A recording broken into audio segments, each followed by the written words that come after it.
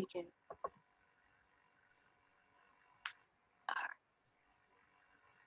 Well, I want to say, first of all, greetings to all of you, to all of our queens, princesses in the room.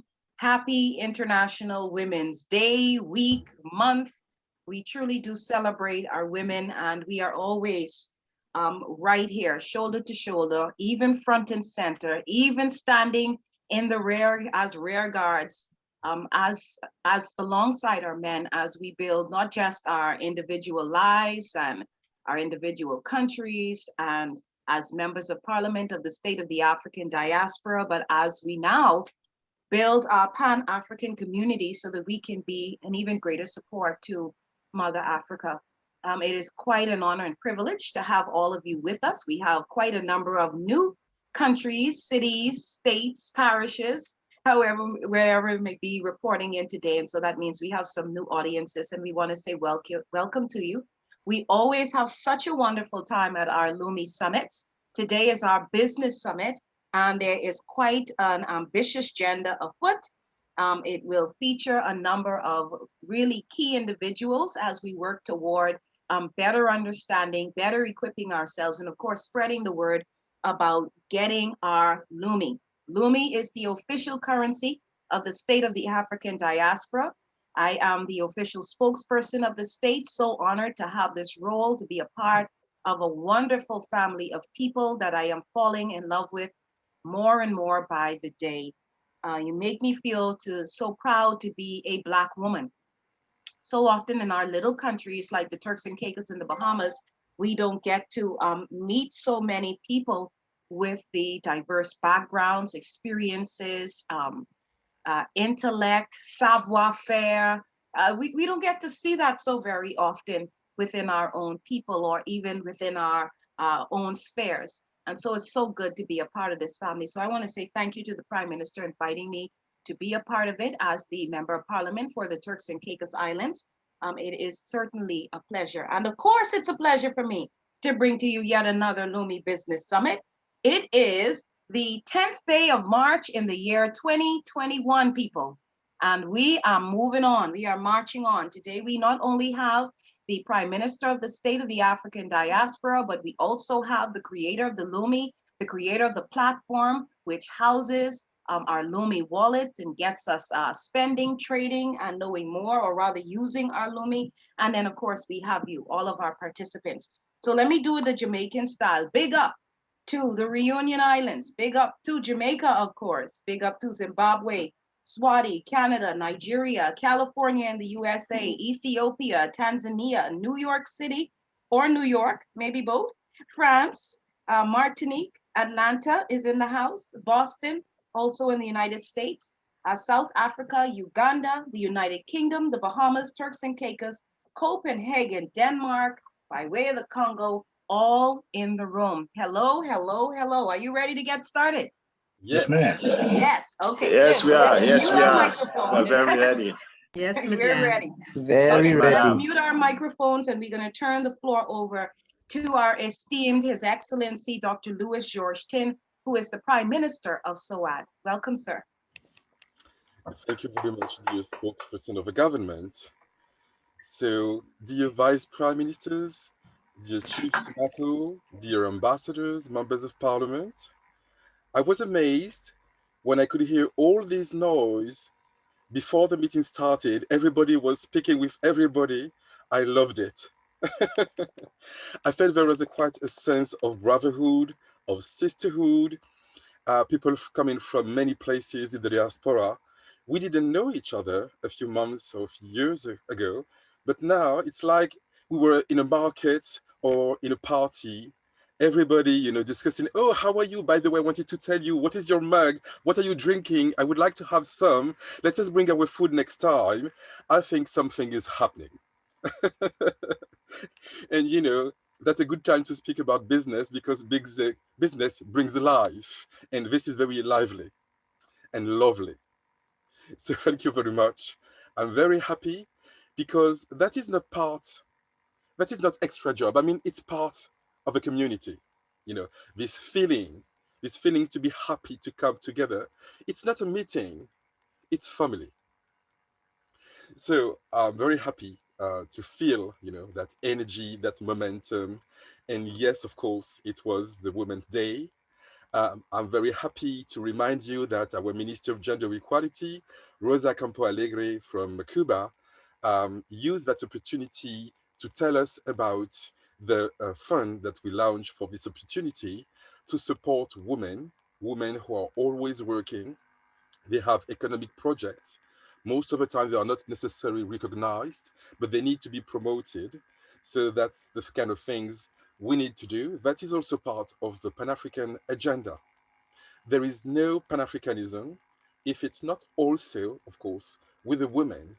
It would be half of Pan Africanism if it were not with the women, and probably there would be nothing anyway. So that is essential to our agenda. Today, we have to speak about businesses, but women are, of course, at the front line of this energy that we need to promote.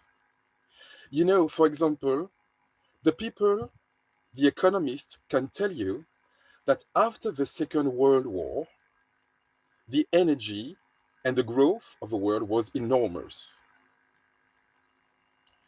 It was like a miracle, an economic miracle. And some people started to investigate why was this time so flourishing? In fact, the main reason, according to the people who made their investigation, the main reason why the 50s, the 60s, the 70s, before the crisis, were such a thriving time for economy is because women were involved.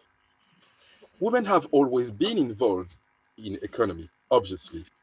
However, they were preventing from using their own capacity. In many countries in the past and still today, women have to work at home only, which is already very heavy. But of course, you get no credit, you get no money for your activity at home. So when you have to clean the house, which is quite difficult, quite tiring, you don't get any profit. You cannot invest your energy. You cannot develop yourself. You cannot develop the country. Yes, the house needs to be clean, but you are not going to grow your economy with cleaning every day. So what happened after the Second World War is the fact that women took this opportunity to say, now men are making war, we are in control. We are in the house, we are in the country, we are even in parliament. We need to organize things. And then when the war was finished, the men said to the women, okay, now we can take control. They said, no, not at all. It's not going to happen like that. We are in control and we will remain in control and we will continue to fight for our rights.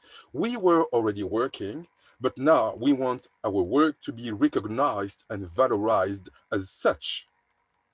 So it's because women have been successful in bringing their work into the labor market to receive salaries, and that increase of salaries and money made the economy prosperous. So it's very important to understand the connection between equal rights for women and economic development. So the only reason why the 50s, 60s, and even the beginning of the 70s were a prosperous time is only because women were able to be successful for their right, to have their salaries, to work in the labor market, to get more and more benefits, even if they are still discriminated against, obviously. So I think it's very important for us because it's also the same for any kind of discrimination. Any kind of discrimination has a cost, not only for the people who are discriminated against, but for people who discriminate against the other one. For example, if I am the leader of a company, if I discriminate against women, or I discriminate against Black people in general, well, that is a loss for them, obviously. They will not get their salary, they will not get their promotion, they will not get their job. So for them, the result is poverty. But also for me, because when I discriminate, what does it mean? It means that instead of choosing the best person, I only choose the person who looked like me. So it's a loss for the victim. It's a loss also for myself. So it is immoral, it is illegal, it's also detrimental. So there is no political, no moral, no economic benefit to discrimination. So the discrimination against Black people, the discrimination against women, all of that has a cost for everybody, the victim, but even the person who is in charge of the discrimination, who is guilty. And we have an investigation that was made by my organization of the French state, and we identified that the cost of all kinds of discrimination every year in France is 20 billion euros. 20 billion euros. So that's an investigation that we made a few years ago with serious people working in economy. And I read 2 days ago in France, another investigation was made on the cost on virality, because women are, of course, working, men are also working. But if you think of who is in jail, usually it is men who are in jail. The reason behind is because they want to fight, to be aggressive, etc. And they are exposed, in fact, to many, many bad things, bad behaviors, and they go to jail. So if you compare the cost, so if every man were like the woman, you would have less violence, less problems in society. So the cost behind that, because you need, of course, to have a justice system, policemen, etc., etc., etc. So this historian made the investigation, and she found out that the price of these manly manners every year in France is 90 billion euros. 90 billion euros every year. So I think it's very important to identify these figures. It's a matter of politics, it's a matter of morals, it's also a matter of economy. When we speak of business, people need to understand that the fight against racism or against sexism is a leverage for economic development. It's a matter, of course, of philosophy. It is. It is even spiritual. But it's also a source of development of businesses. If you want to run your businesses, you need to have the best people on board. If you discriminate against them, in a way, you discriminate against yourself. So that is the message I would like to bring in this particular day, or a little bit, well, 1 or 2 days after the International Women's Day. We need to be reminded of the profound solidarity between human rights and economic development. And of course, this philosophy is the basis of the state of the African diaspora. We need to explain to the people that our fight for human rights is, of course, in profound solidarity with the fight for economic development. So that was the message I wanted to bring to us today, because the fight for women, the fight for Black people, the fight for human rights in general, it's the same topic. The fight for freedom, the fight for prosperity. This is a unique subject, a unique topic, and we need to be very, very concentrate on both topics, because it's the same thing indeed. Thank you very much. And thank you very much. What a profound perspective you brought to light, um, Mr. Prime Minister. Wow. I felt like I was in a special college lecture, and I learned so much. Even as a journalist, these things continue to be intriguing, and I really appreciate your presentation. And I think everybody did today, as you brought, so many current issues full circle: the value of women, the cost of discrimination, and of course, business development as we progress toward learning even more about our Lumi. Thank you so much, sir, for always bringing depth to our sessions. We really appreciate it. Must take you a lot of time to put it all together, and we really appreciate the time that you do take to make sure that we're not just enlightened and not feeling just this family and this unity, but also that we walk away a bit more brilliant, if you Thank you, will, a bit Debra. more Thank you very brilliant. much. Yes. So thank you very much for that. We go to another brilliant member of our family here today. If you are joining us, please welcome, welcome, welcome. You are indeed a part of something fantastic. This is our Lumi Summit. We hold these on a weekly basis. I think we may be into our third or fourth Lumi Business Summit. The VPM is coming up a little later on. She can correct me on that. But we are well on our way to making regular opportunities available to our Pan-African community, people on the mainland, to really get involved in the Lumi. And of course, it's just the perfect time at this stage to bring to us a man of, again, depth.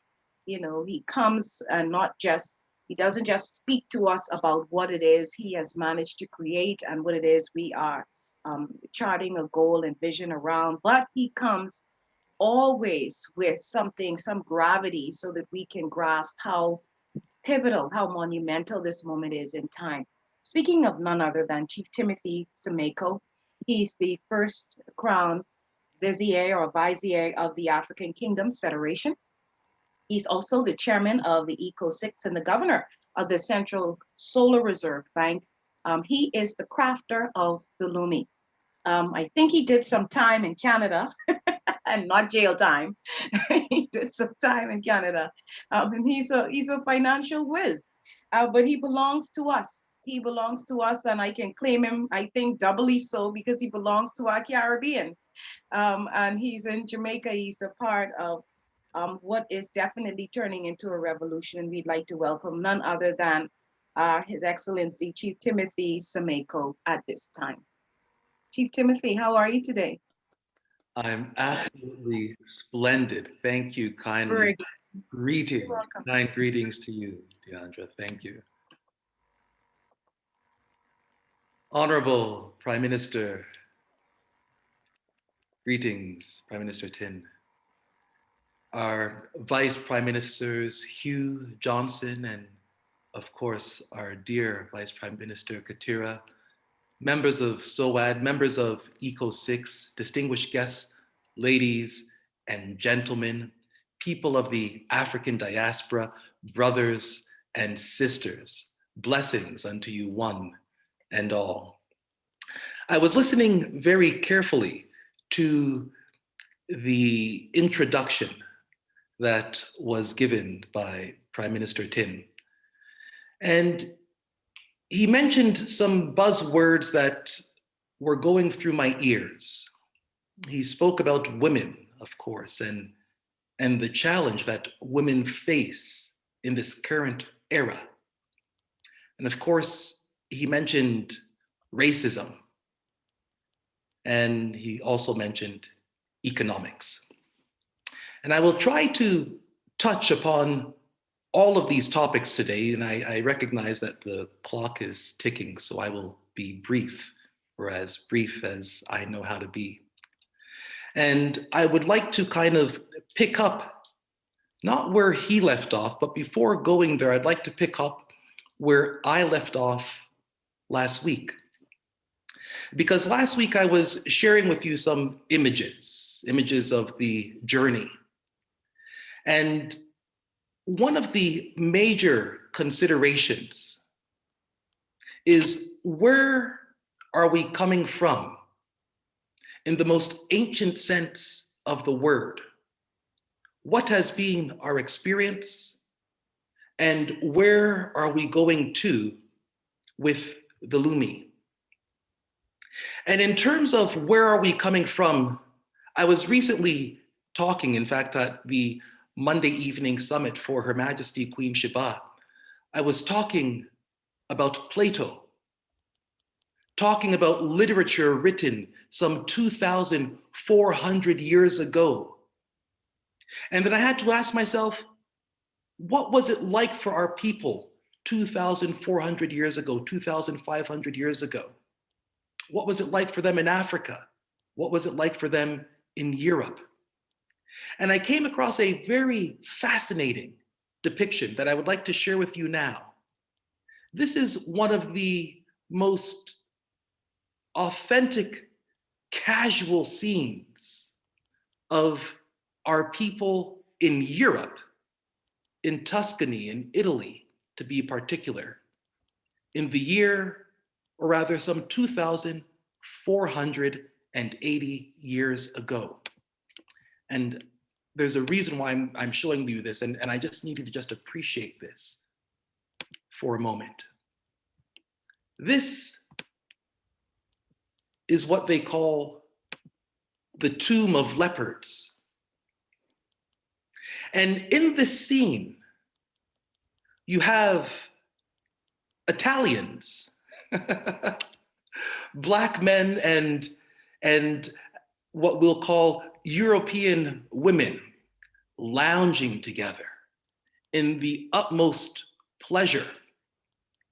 It will give you some insight into where those people that we call Arabs today came from and how they came to be populous throughout both Southern Europe and Northern Africa. This scene is very, very telling. 2,500 years ago, in the lap of luxury. And what it connects to is this very book that I put forth the other day on the work of Plato.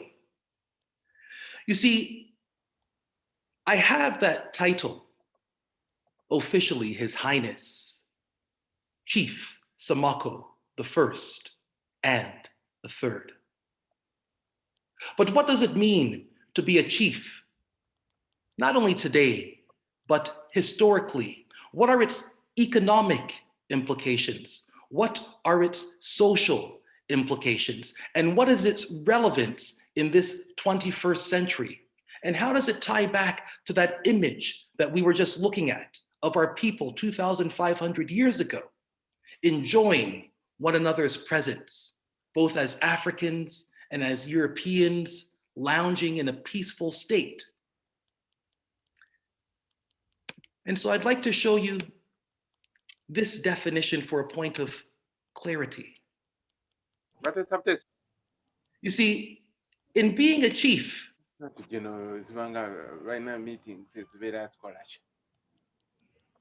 I'm going to ask that we please mute Richard for a moment.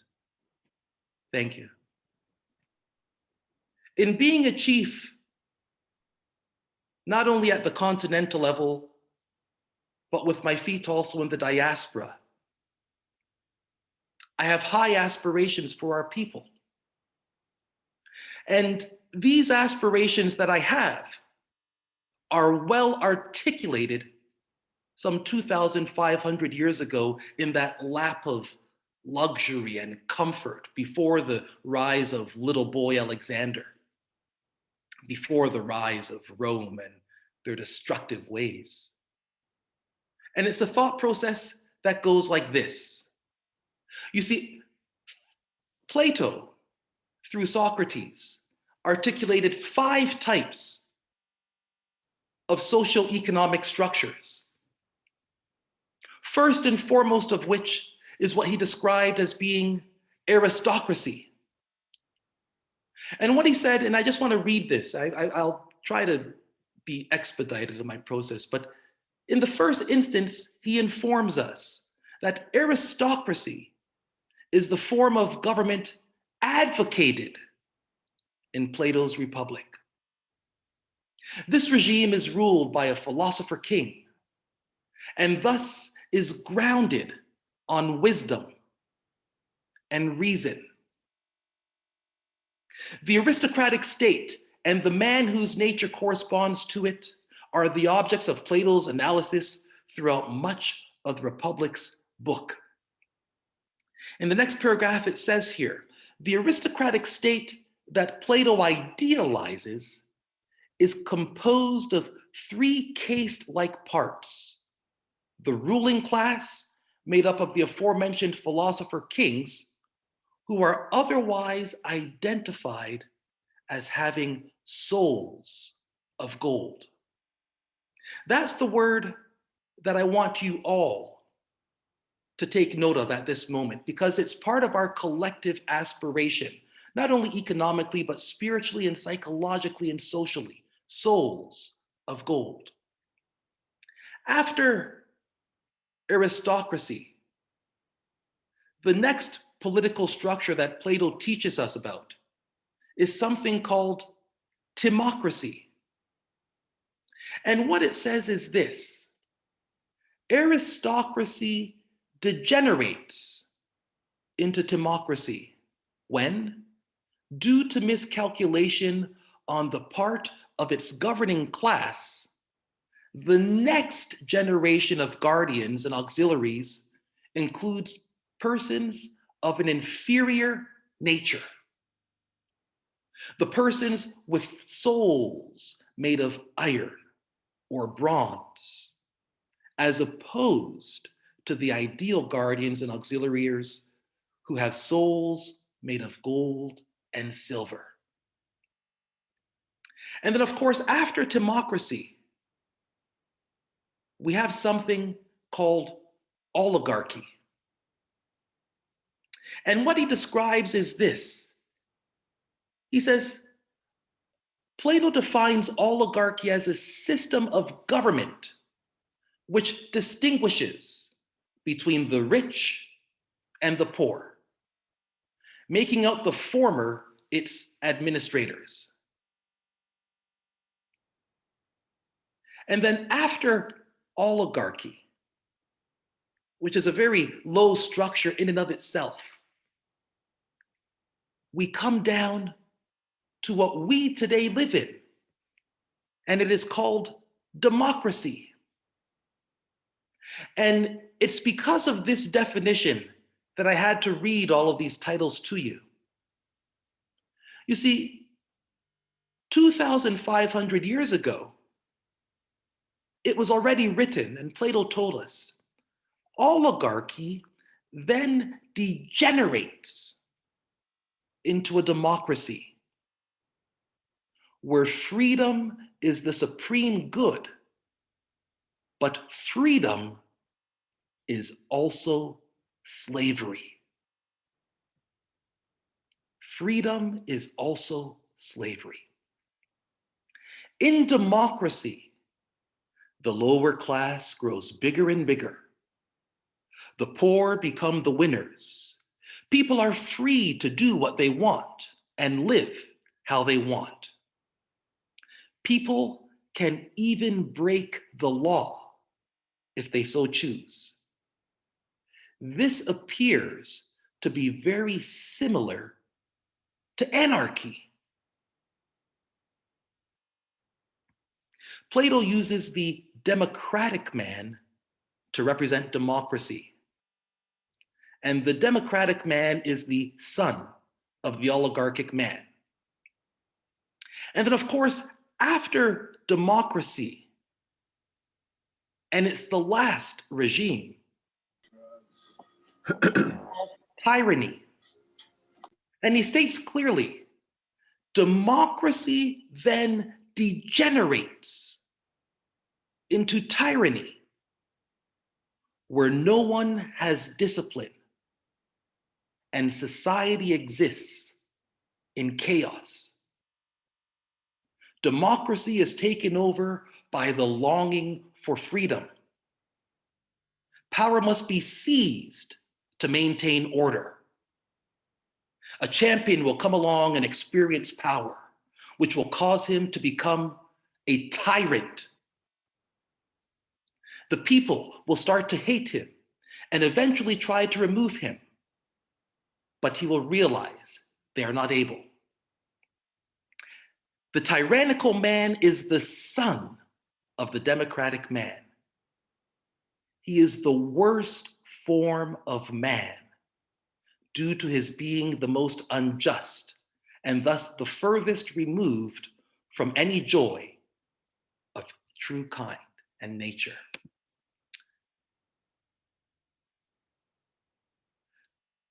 In our captivity during these last 400 years, we were always told that democracy is the best system for us. At least that's what I was told. And I'm going to suppose that everybody else listening was told that democracy is our ideal form of social structure. And yet, there it is written in the works of Plato, 2,480 years ago, that democracy is one of the worst forms of human social structuring. And not only that, after democracy, it degenerates into tyranny. And some people would say it's not true, except for the fact that we saw the last president of the United States, who was point-on-point evidence of that exact process. We saw tyranny manifesting, so much so that after 400 years of captivity, when we thought that, there's a Barack Obama as president, and the fight for equality is over, and we could all move on. No, the democracy degenerated to the next level, tyrannical. And then suddenly we have police officers championing themselves on the chests of Black men, executing our people publicly in the streets for all the world to see. So much so that the entire global community was in uproar. Protests in Europe, protests in Asia, protests all around the world. Why? Because we witnessed democracy degenerate into tyranny. And so when I see the words of Plato, written 2,400 years ago, proving true in this 21st century, so that it's no longer philosophical, it is experiential, because all of you are able to validate this experience with your own eyes. We've all heard about the oligarchs in Russia, right? Those gents who walk around with all of their money, and why do they rule? Exclusively based upon the point that they are rich and the rest of the society is poor. And so as we begin to restructure ourselves in this reset, as we begin to lay our economic foundations in place, we must also have the state of mind to reflect our social aspirations. And our social aspirations, and I can only say this as a chief, must be with hearts of gold.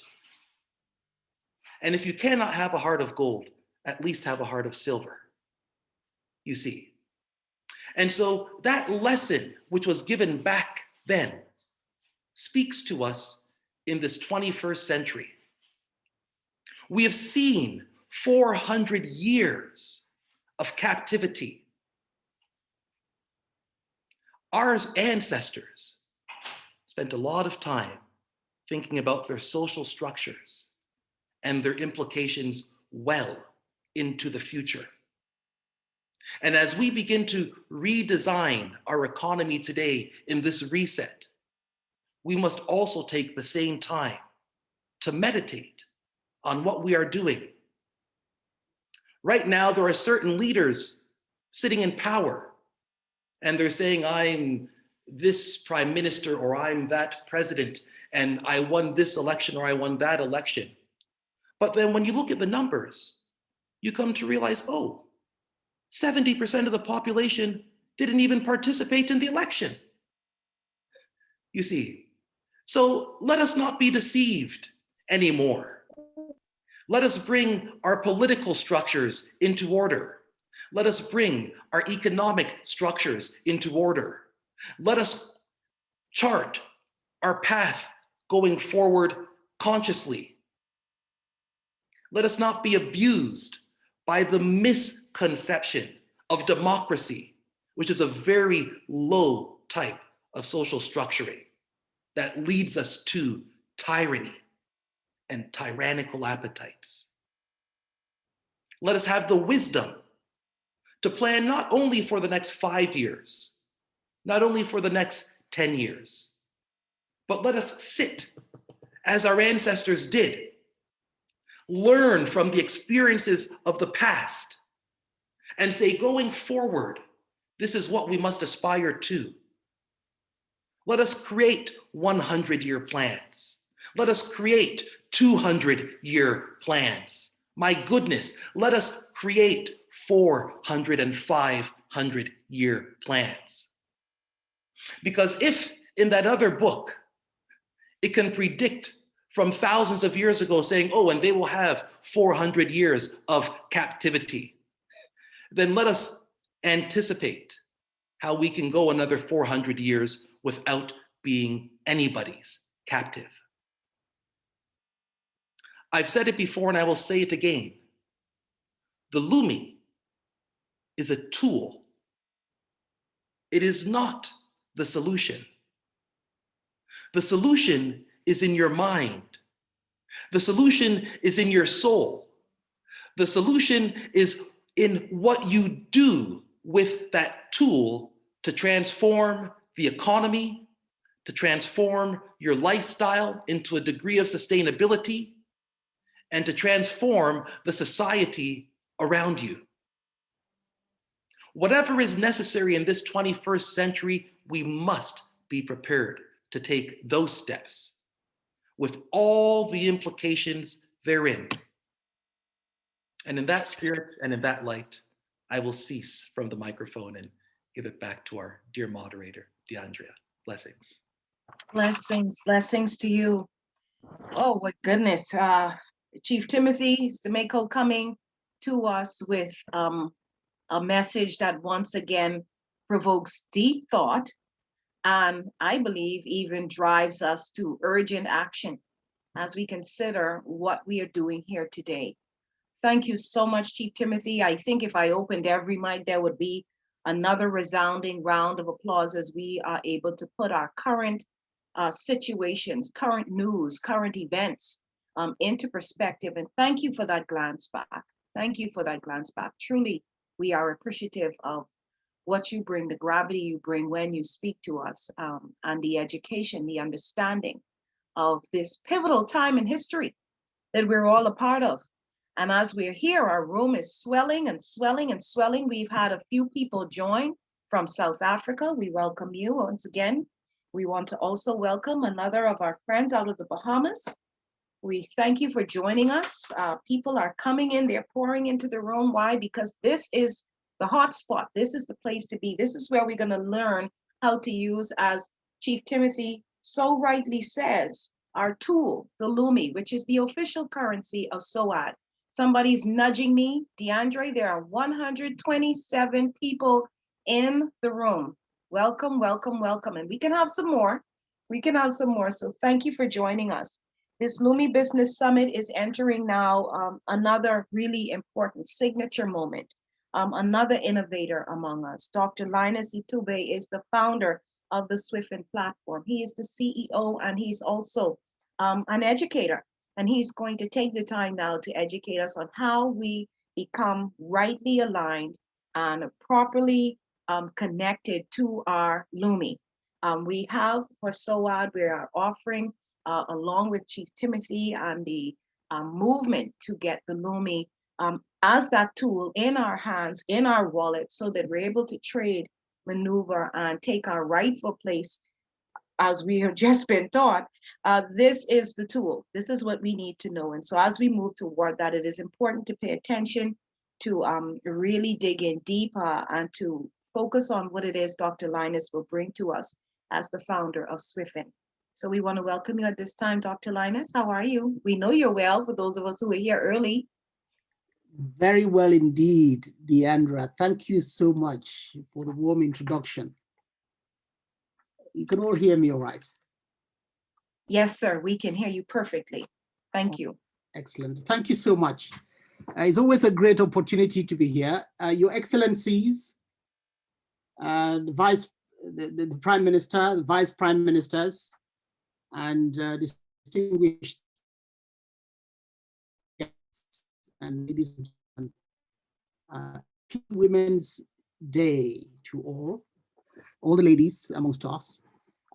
Though it's late, but nonetheless, Happy Women's Day. I always like to start with a conversation about the critical issues that we are trying to address. Some of these issues are, of course, very obvious to all of us. They're just like night and day. But I always like going back and zooming in on those issues and then talking about the solutions and the tools that we have to begin to address those issues right now. So I'm going to share my screen and my son's just back from school. I'm borrowing his library. So my apologies. Come straight through, it's fine.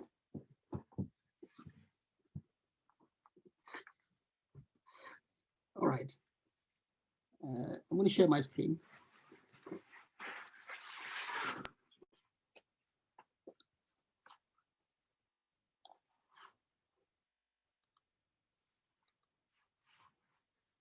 Chief Semako talked about the fact that the Lumi is a tool, and it is indeed a tool. What we do with it is really what matters. Now, there are many challenges that the African continent and the African diaspora face collectively. And we can zoom those down to 3 important points. The first one, of course, is poverty. We all know that. There is youth unemployment. We all know that. And there is exclusion. Exclusion because, but one can argue that, continental Africa is not alone. Across the world, there are 1.7 billion people worldwide that are unbanked. Within continental Africa, that number is about 80%. In some countries, it goes up to 91% within continental Africa in some countries. What that means is that people are not able to participate actively in the real economy. And the reason for that is it's because if you are involved in a trade where you can only sell things to your neighbors in cash, you don't have a bank account where you can collect payments from somebody remotely, you don't have a mechanism of engaging in trade beyond the people that are physically in front of you, then you realize how difficult it will be, or almost how impossible it will be to engage in a business that you can scale beyond your neighborhood, and scale throughout your country, and scale into your neighboring countries, across the continent, and even globally. But we all know that we are now living in a global village, in a global economic village. And we don't want to be left out. We don't want to be left behind. And not having access to a mechanism to transact in real time, or to transact at all, makes it very difficult for people to actively participate in that journey and to create wealth and to achieve their own personal aspirations and the aspirations of their families.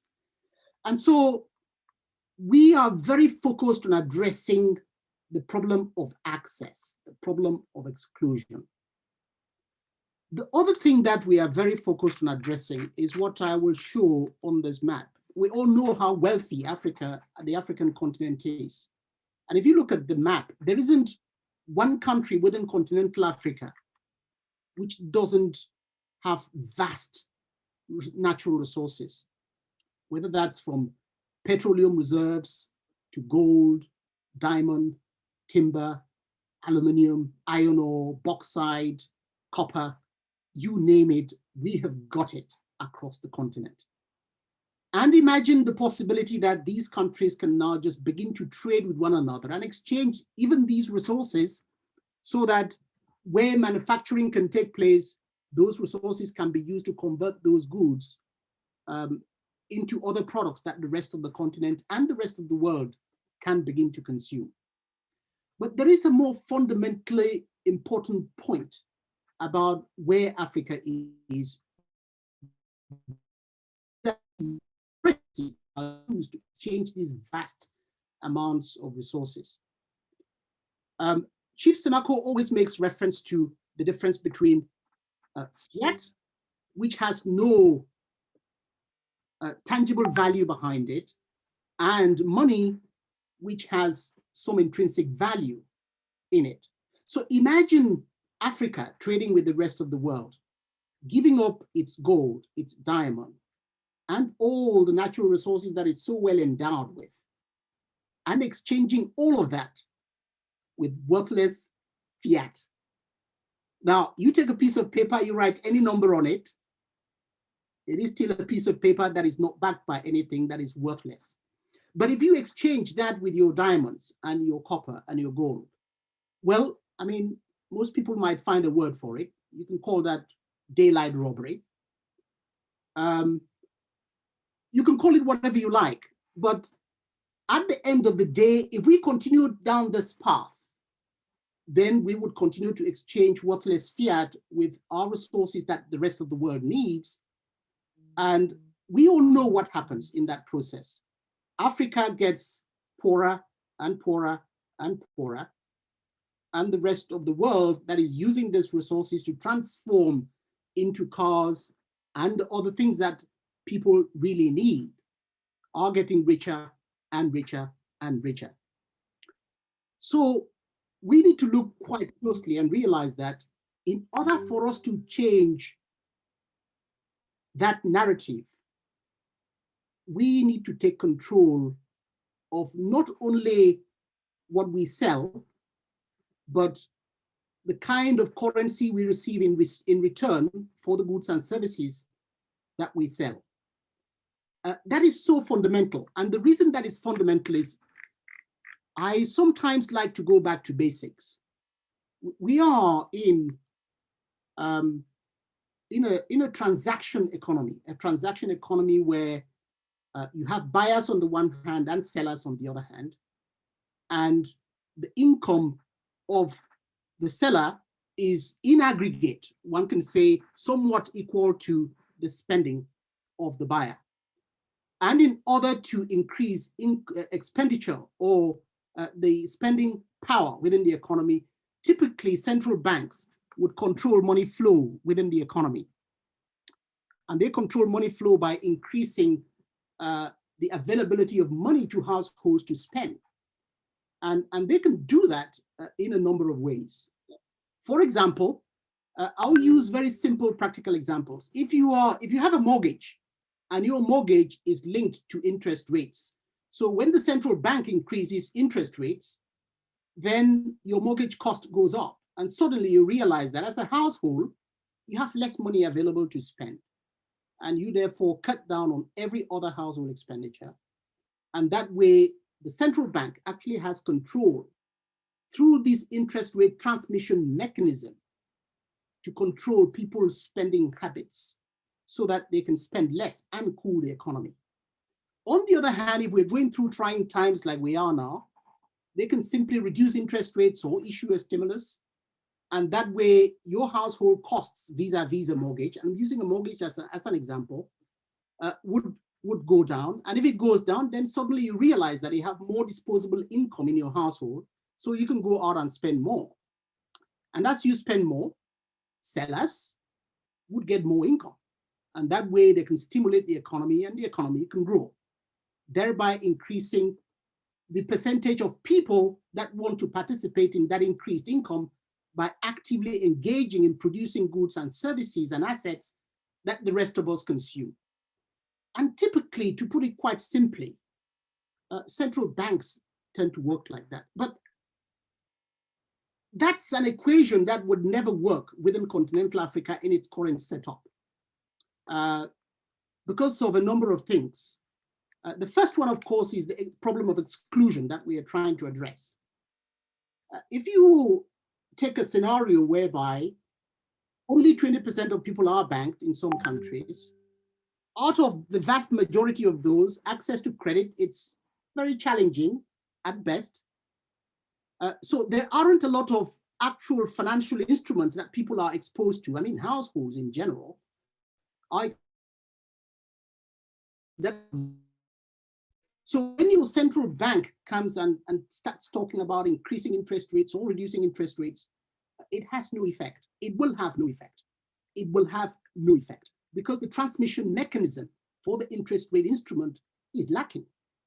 Now, if you marry that with the fact that 80% of people within the population are actually unbanked, you have a bigger problem because those people have no exposure to anything that might affect interest rates, particularly if they don't have access to the traditional bank loans. They certainly don't have mortgages.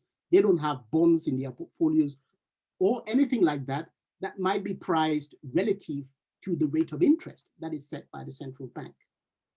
And so we realized that perhaps because of the structure of the developing economies and particularly continental African economy in particular, that these borrowed ideas of using central banks to control money flow within the economy is something that really is not designed to work in that market and will never work. So I think we have a duty and a responsibility to understand this and to change it in our time. And so what is the solution? The solution is inclusion, so that we can bring in the 80% also people who are unbanked into this transaction economy and create a mechanism where they are able to transact with one another, so that the African Central Bank, for example, with the Lumi and its role as the banker to the African states, can begin to use other instruments. They can use novel instruments such as a transaction rate instrument, which can directly control the amount of money that households have access to in order to affect their spending within the economy, in order to increase or control money supply so that they can effectively control the economy. This is extremely important. I thought I'd go back to those basics so that we can understand the instrumental position that an accessible platform, such as the SWIFT platform, it provides opportunities that are beyond what we might see when we exchange value with one another. It provides the opportunities to introduce additional layers or additional instruments that the African Central Bank, for example, can use to begin to control money flow in a way that really begins to have meaningful impact within each of the economies within continental Africa. And most importantly, it provides the opportunity for the first time for us to make sure that if we can all come onto this journey, we can all decisively say that we are using the Lumi and that's it, then everyone that wants our gold, our diamond, our uranium, our petroleum, and everything else that Africa is very well endowed with would have to buy the Lumi in order to access that. And so it is important that we pay attention not just to the goods and services that we exchange as we participate in this transaction economy, but also the quality of the money that is used in that exchange. Because if somebody gives you worthless paper and you hand over your gold and your diamonds, then literally you are being robbed. And it's gone on for generations. We can see the results. Why is Africa, that is supposed to be the continent that should provide aid to the rest of the world, why is it seen as the continent that needs aid?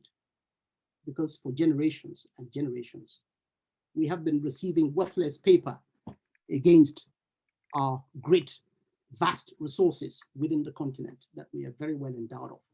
So the solution is to create a transaction ecosystem where institutions, banks, financial institutions, central banks, individuals that are linked to those institutions, government agencies can all come into and a transaction ecosystem so that they can begin to exchange value in real time.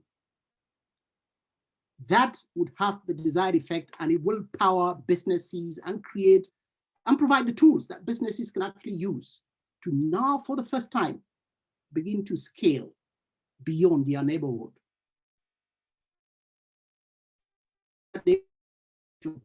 African continental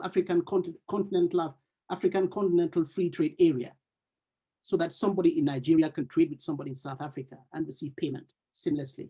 Because we can't even begin to talk about continental free trade area, which involves the movement, free movement of goods and investment and people, without free movement of money. Free movement of money has to be an important part of that equation. And today, with the over 40 different currencies within continental Africa, that free movement of money problem has not been solved. But the solution is here and now, and that is the Lumi. That's how powerful the Lumi is as a tool to both drive trade and to help operationalize, for example, the African continental free trade area and unlock the opportunities that it presents, not just for a select few, but for everyone. And to do that, we are allowing people to use just the devices they have, so that if you can go online and you can do your transactions online. You can access your account on the mobile phone and you can transact on the mobile phone. There is the SMS channel that is so powerful. It works on any mobile phone connected to any mobile network anywhere in the world, so that you can still transact, even with the most basic phone with just buttons on it. You don't need a smartphone. There is a QR code that comes with every account that you can simply scan and pay, or scan and receive payments. So you can go to your bank and your bank can simply scan the QR code for you to deposit money or for you to withdraw money. And you just simply authenticate the transaction and off you go. You can bust queues, you can reduce queues, you can save people having to fill paperwork in order to access their money at financial institutions. And then there are the electronic vouchers that can enable trade and exchange of value off exchange, so that if I have a voucher of 100, I can go to a shop and collect goods worth 75, and the shop can issue me with another voucher of 25 as change. So I walk away with the goods worth 75 and change of 25. And I can use that voucher at another location whenever I need to. And then there is the built-in capacity for this to support agency outlets, so that businesses that now have multiple, or that operate in multiple countries, can use the same infrastructure to manage and monitor their business operations all around the globe. So that you can sit in South Africa and monitor the progress of your business and your sales in Nigeria or Ghana and so forth. So that is a tool, but left on its own, it wouldn't really achieve anything. It is down to every one of us to embrace it and use it for what it is, a tool. So on that note, let's have a look at the tool. But before I do that, I always play this 2.5-minute video, which somewhat summarizes this in a much better way than I can talk through it. I know I've played it every time I've had the opportunity to talk, but I will play it again now, because it reinforces the message of the problem that the Lumi addresses for us now. It reinforces the message of the problem that the Swift platform addresses now.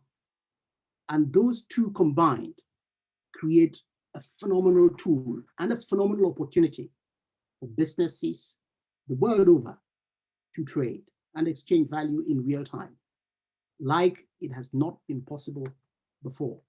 So If you would permit me, I'm going to play that short video clip, please.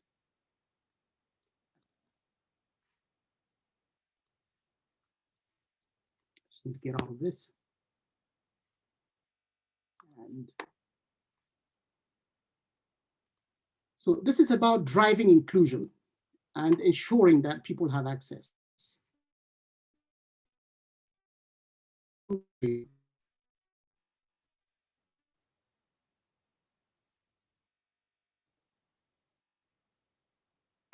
Sorry, my internet seems to be slow now. Okay, it's come up.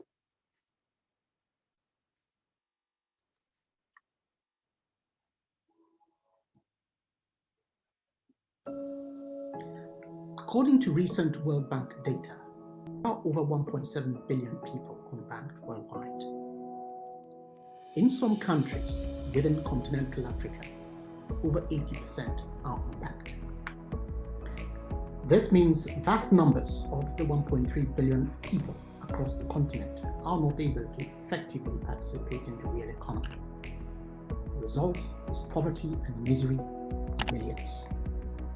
Businesses and individuals are now faced with the biggest wealth creation opportunity the African continent has ever seen, through the introduction of the African Continental Free Trade Area, the AfCFTA. Given the challenges of financial inclusion across the continent, there is an unprecedented opportunity to use innovative technology which brings together individuals, communities, financial institutions, and businesses into a real-time transaction ecosystem. We must operationalize the AfCFTA to unlock the opportunities that the AfCFTA brings. We must ensure access to all, and we must address the more than 40 or so different local currencies across the continent which remain a huge impediment to trade. Welcome to the SWIFT platform and the Eco6 Lumi. The future is now. So that's the tool, and that's how significant both the Lumi and the SWIFT platform on which the Lumi is being distributed is in terms of providing the tools that can allow us to actually use the currency now. Now, how do you sign up? How do you register an account? I'm going to play another quick video on how to create an account. And then we will do a number of real-time transactions here and now.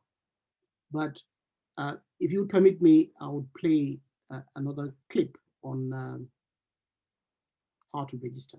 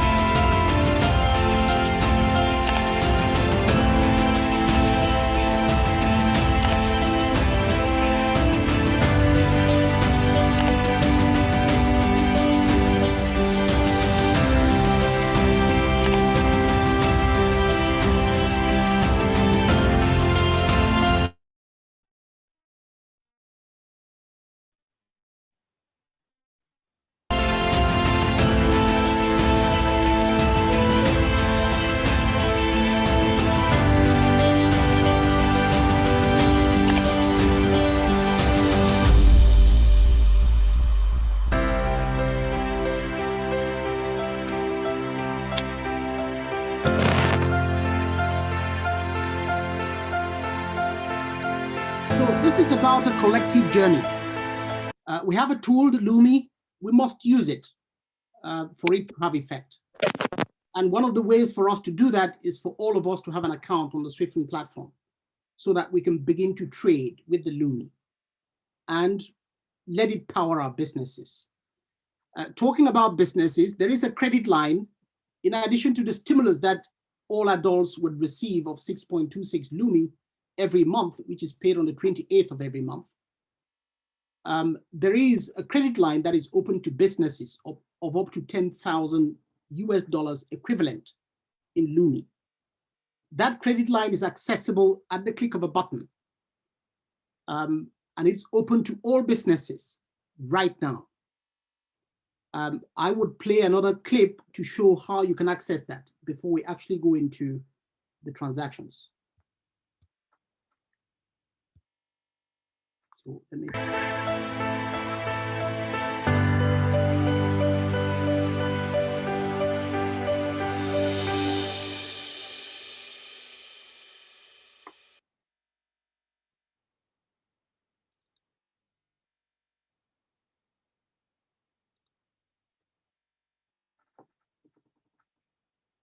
That's on accessing the credit line, which is open to businesses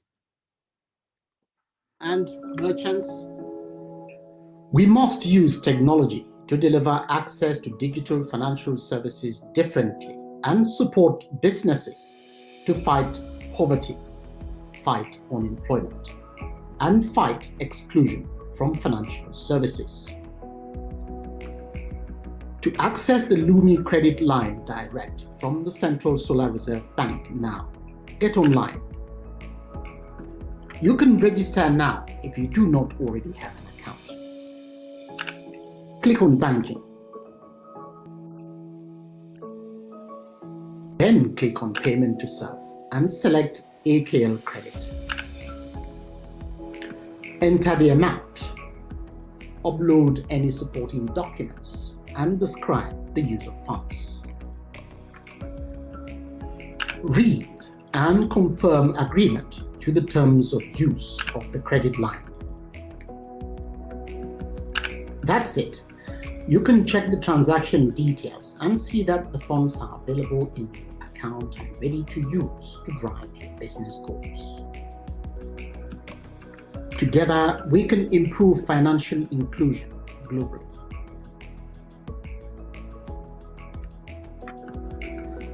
Together, we can reach millions.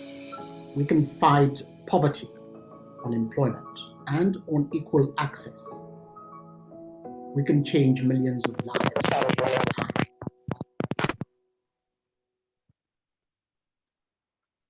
Okay. So I'm going to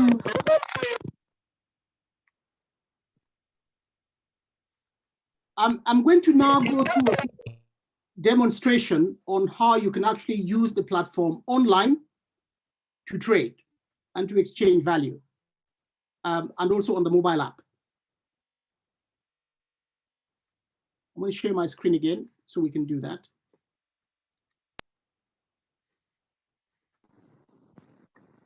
To get online, platform.swiftland.com.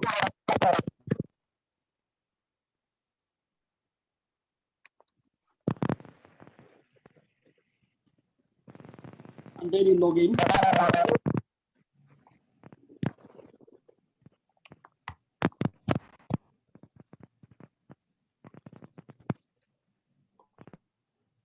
On the left-hand side, I have the app. Many of you will have installed. Can everyone hear me all right? Yes, we can hear. Yes, we can, but there's some. Dr. Linus, you are coming through, but sometimes you're coming through intermittently. Right. We have some interference there, Dr. Linus. Right. Okay. Okay. Let's give it one more shot.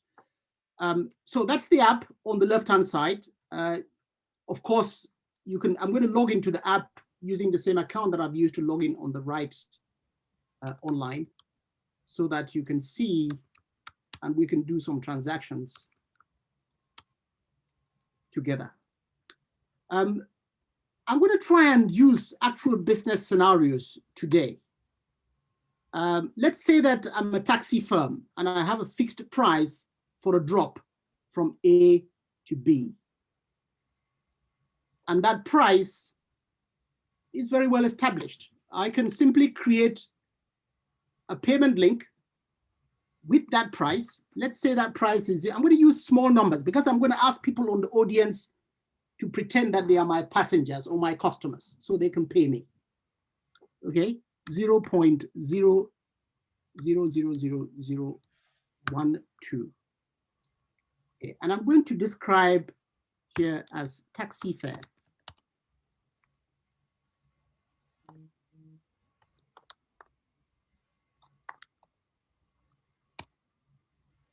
And then create.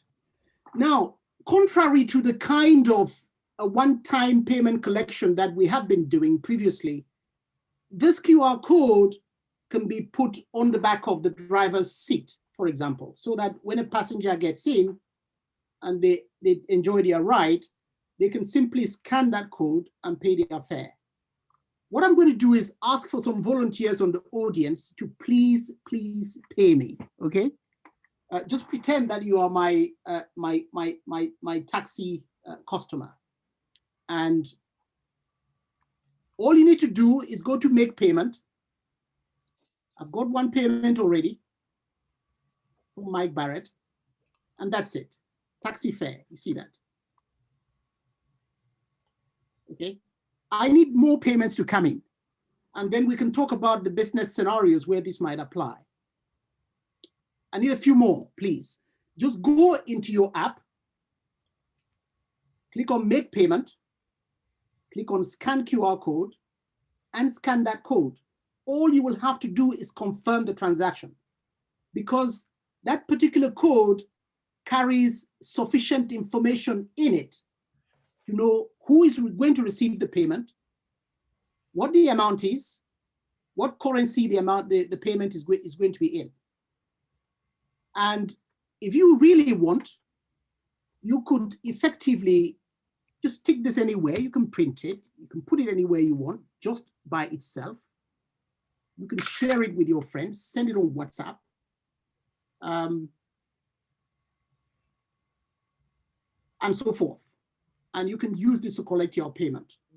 There's another one, Big Apple Core LLC. Thank you so much. Now, let's take a look at another scenario. Can you think of other scenarios where you might need a fixed price for a product? A fixed price that people might have to pay? Go to the cinema, your cinema tickets. Go to a restaurant, a set meal for a set price. Go to a school, payment of school fees.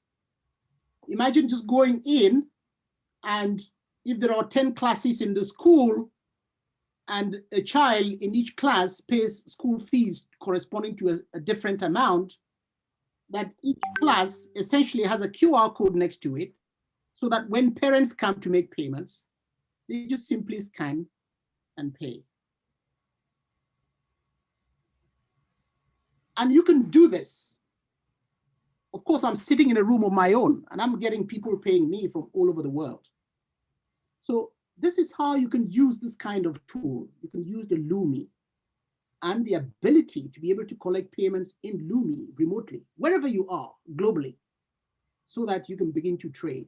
Imagine you are a delivery service business, and a customer calls up and says, I want you to take a product, collect a product from A to B, and you know the fixed price. You can send them this code, they can scan it, they can pay.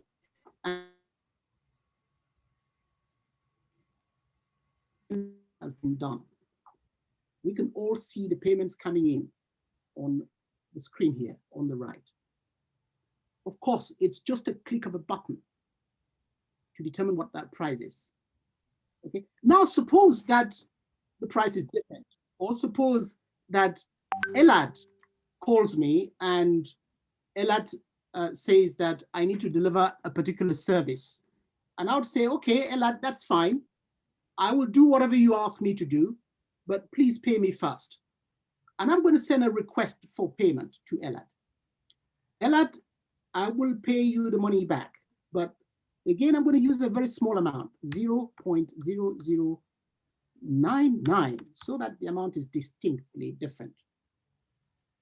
And I will say here, remote collection. Okay. I am a legal executive. I produce documents. I'm a lawyer. I've just done some contract work for Elad.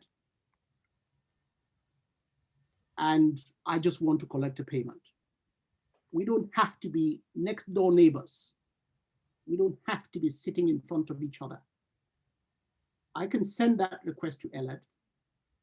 I can set an expiry date so that if he doesn't pay me by tomorrow, it just expires, and I would have to go and call him again. Now I'm going to send that request to a few other people for the same amount. So I'll go back and I'll send the request to Noktula. Again, I just select Noktula because I've done business with Noktula before, and I just click on request payment and I put the amount. Again, a small amount, 0.000999, so that we can see a distinct amount. And I'm going to say remote collection again.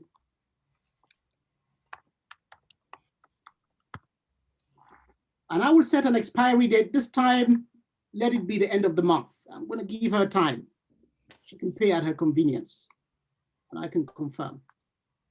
Now imagine that you can now send your child to the shop and say, don't worry, you don't need to carry cash with you. I know you don't have an account, but just go to the shopkeeper, collect the groceries that you need. I'm at work, it's fine. Just tell the shopkeeper to send a request for me and I will pay before you leave the checkout. And once that request goes in and it is authorized, the payment will come through. Can I please ask, Noktula, did you receive the request? Let me check. And I also sent Yes. the same request to Yes, Ella. there is. Ella, did you receive? Yes, there is a request. Very good. May I ask you to please approve that request for us and confirm to the audience when you are approving it so that they can see the payment come in. I'm going to clear my notifications here. I'm accepting now. Okay, please go ahead. Tell them when you're pressing the button. I've pressed the button. Confirm. You need to authenticate. Yes, let me enter my password. Okay. The moment you press submit, let us know. Okay, I'm pressing confirm now. Thank you. That's it. This is the payment. If you click on it, you'd see it's too fast. It's too fast. It's too fast. Okay. So let's go back to banking and let's go back to the account. And you will see that I have now got a remote collection. I sent 2 out. Can I please ask Elad, did you receive that request? Yes, I did receive your request. Would you be so kind, please, to confirm? I'm going to put your documents in the post. But before I do, I need the payment. Okay, I've accepted. Thank you very much. Then we would have collected 2 remote payments. Okay, no, you haven't. I just accepted. I haven't done much more beyond the accepting. Okay, I'm going for the confirmation. I'm putting my password. Very good. You need to authenticate it. This is more secure than collecting a remote payment on Visa and MasterCard, where somebody will call you and say, what's the long number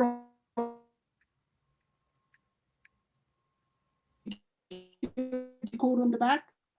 You give it to them. I've paid them. The payment has been done. Thank you so much. I have collected the payment. What this does is this tool can allow me to sit where I am.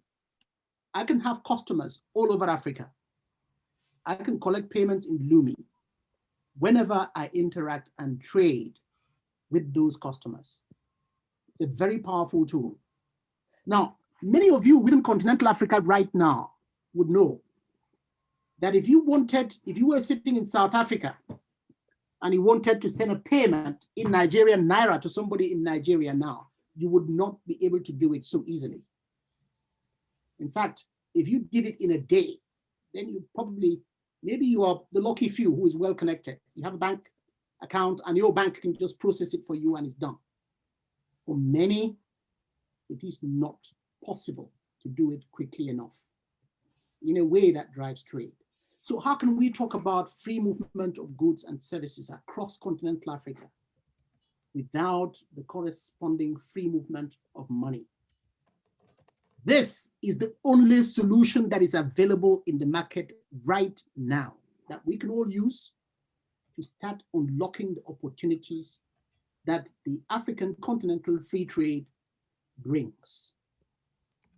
Let's use another scenario. I am now traveling around continental Africa and I have ended up in Nigeria. I walk into a restaurant or I walk into a taxi and I need to pay a taxi fare. But the restaurant hasn't caught up with the times yet. They haven't started pricing their meals in Lumi. Those are still priced in Nigerian Naira. And so I can go in, I can click on pay user.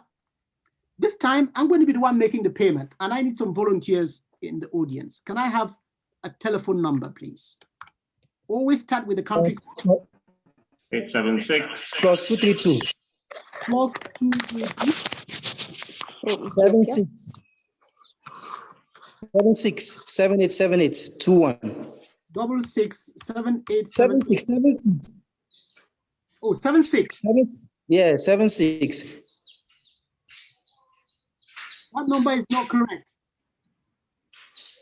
+232 76 7878 21 76. All right. Okay. Sorry. Okay. Let's start again. +232 76 7878 21 787821. Okay. Once you enter the number, Yep. no, it's is that correct? Yes, it is. Do you have an account on the exchange? Yes, I do have. All right. Let's try again.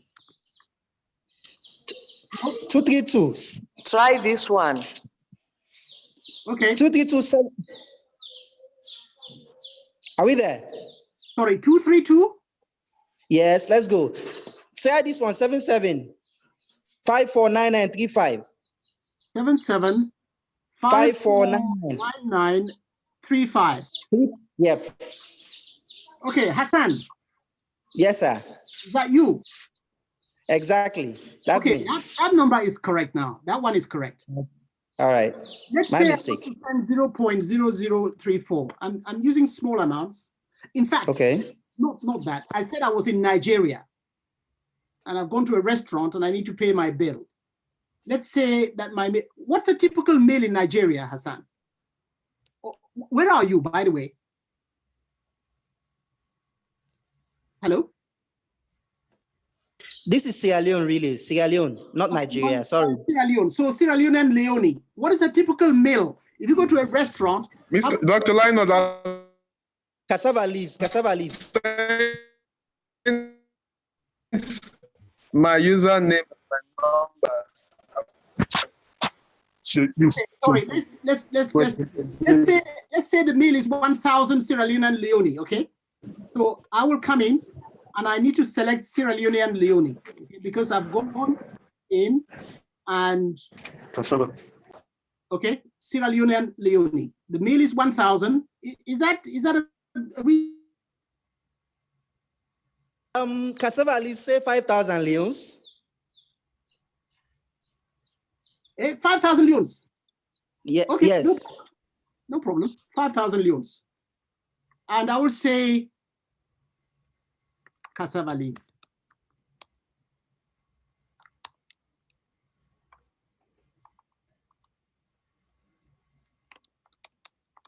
Meal. All right. And then the cassava leaves comes with what? All right, with that's fine. Let's just leave it at that. Now at this point, the system will work out how much I need to pay in AKL, in Lumi, in order to settle my bill of 5,000 Sierra Leonean Leone. Okay, so it's 5,000 Sierra Leonean Leone. I am in Freetown, and I've just paid my bill. It's done. Hassan, can you confirm you've got the money?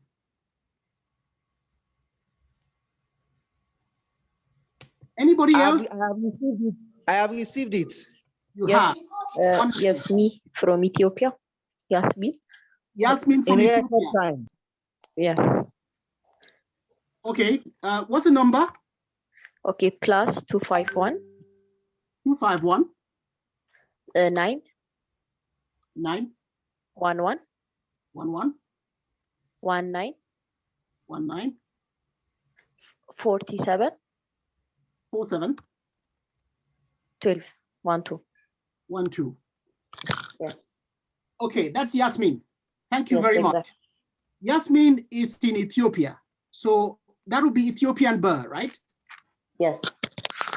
So let's look for Ethiopian birr. And this time, what service are you selling, Yasmin? Right now I don't sell anything, but soon I will be selling this product. Just come up with something that will allow us to put a value here. Yeah, Benachin, Yasmin. Yeah, Benachin. Yeah, Benachin, me give no bar restaurant. No. Oh, yeah, mean, okay. I'll bet you Doro what Kai what man. Okay, she Doro it. So how many? You're selling couscous. Couscous. Dr. Linus, she said a chicken meal. Oh, chicken meal. What? Okay, chicken meal. How much is a chicken meal in Ethiopian birr? It is like 600. Why ne buzun? Mina 200. Yeah. You hula mato no. 200. Yes, the money increase time to time. Okay, chicken meal for 200 Ethiopian birr. Okay. Remember, I have moved from Nigeria. I'm now in Ethiopia. I've gone to Freetown in Sierra Leone. Same account. I have not visited one bureau de change. All I'm using is my Lumi, and I can do that all over Africa. Okay, so 200 Ethiopian birr, that's 0.34 Lumi. I can confirm. Yasmin, can you please let us know if you've got the money? Okay. What will get? Okay. I'll check it now. Let's see. Have there been any other people who have been generous enough to donate? Now, imagine that you're running a charitable campaign and you want to collect money from the public, from many people during your advertising campaign on TV. And all that you need to do at that point is display this QR code on the TV screen for people to donate and make contributions to you. So please go ahead, keep the money flowing in. I need some more donations so I can pay other people. Just I sent you some money, Dr. Linus. Pardon? Yes. I just sent you some money. Oh, you have Check your sent account. You sent me some money. Okay, that's super. Oh, you sent it to my personal account? Mm-hmm. Okay, that's super. Thank you. This is the test account I'm using on the screen. Yeah, so, I've sent you some money, Dr. Linus. It's Pauline, because I keep getting from you. So I've sent you some money. There's mine. Yeah. Pauline, that's very great. Thank you so much. Imagine what we can do together. We have an advertisement. It goes on TV. It goes on TV. That QR code is displayed, and people can now make it doesn't have to be fixed. It could be variable. Okay, and see what might happen to make that variable. So I can go back and I can just generate another payment link. Let me try this. And now I'm not actually going to specify any amount. And I'm going to say, pay me any amount. Now I'm going to ask, pay me any amount. Okay, perfect. I can create that link. Oops, it says amount required. All right, that's for another day. It is possible to generate one without the amount, okay? But I'm not set up to do that on this particular device. But hold on a second, Dr. Linus. Yes. Dr. Linus, I apologize, but I cannot have you asking our people to send you any more money. So let me please send you some money. Super. Okay. Remember, I was trying to collect any amount. First of all, which account are you receiving your money in at the moment? I missed it a moment ago. So let me just search for it and then I'll make a transfer to you. No, Chief, hold on. I'm going to display my QR code on the screen so you can put in the millions. Thank you very much. I'm not using my phone, I'm using my computer. You're using a computer? Yes. Okay, I'm going to display that. If anybody wants to contribute and be as generous as Chief Semako and to make an undisclosed payment, then you can scan that QR code and specify the amount. So Chief, please look for AKL agent. That is the account I'm using right here, right now for the demo. And I'll tell you exactly what I'm going to do with the money in a minute. Dr. Linus, that QR code, does that QR code represent any amount to be received, or is that QR code for the AKL 120? This particular QR code is for any amount. You can specify the amount yourself. Okay, thank you. Yes. So when you scan this QR code, you need to enter the amount. You need to select AKL and then enter the amount and then confirm. This is not a fixed price. This is a variable price collection. And I'm waiting for the massive payment from Chief. No, there's no, there's no massive payment, but AKL agent, just look for AKL agent, please, and send. And right now, whatever comes in, I'm going to split it into a number of vouchers. And so people in the audience can just pick that up. Remember, I mentioned vouchers earlier on, that you can have a voucher. You can just take your voucher shopping and the shop assistant can give you change in another voucher. Sorry, Dr. Linus, what's your phone number? Okay. Okay, no, I'll use the SWIFT ID. I'll use your SWIFT ID. Use the SWIFT ID, please. It's 23929273211971117. Sorry, slow down. 23927. Can you see it displayed on the screen? No, I'm not looking at the screen because I'm looking at my screen to make the transfer. Okay, 23. Yeah. 927. Yes. 321. Wait, 23927 321 297 297 117 117 33. Yeah. And you're going to distribute this money to people who are currently present? Yes. And only the winner gets it, right? Those who are able to use the app to redeem vouchers, I'm going to create some vouchers right now and people can redeem them. You're having way too much fun over there. Okay. How much shall I send you? Well, Ask the audience how much I have to send for you to send out to them. It will be revealed. Right, Lumi. How much? 100 Lumi. 100 Lumi. It will be revealed right here. Right here. Just said it. Thank you very much, Judith. 1.5 Lumi, I can see that. So you get the point. That's how you can collect a variable amount.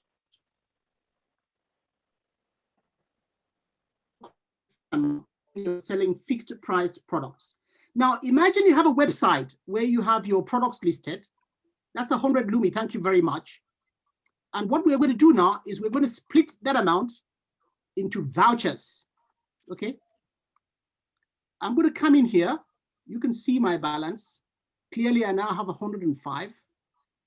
That's great. You're welcome.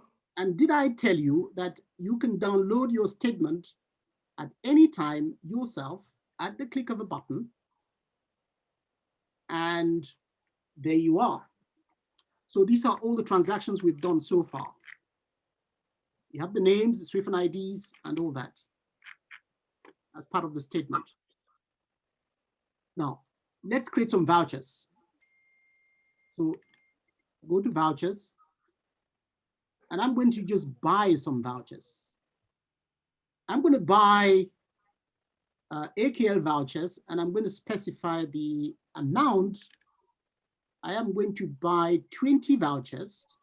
Okay, number of vouchers. I'm going to buy 20. In fact, let me buy 10. I'll buy 10.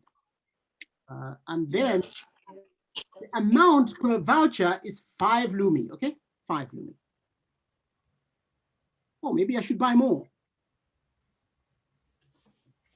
I'll make it 15.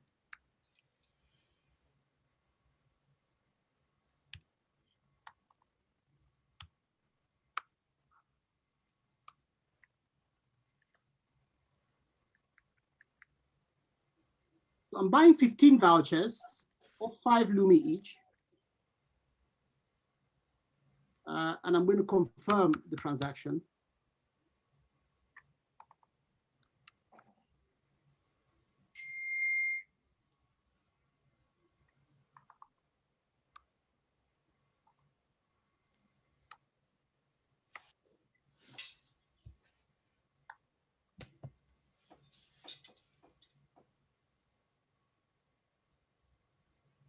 Okay, so I've just bought these vouchers, 5 Lumis each.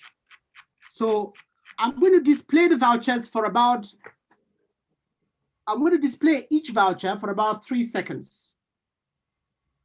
Anybody who picks it up gets it. Okay.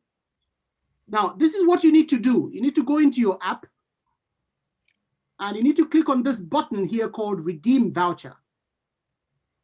When you click on it, you then need to scan QR code.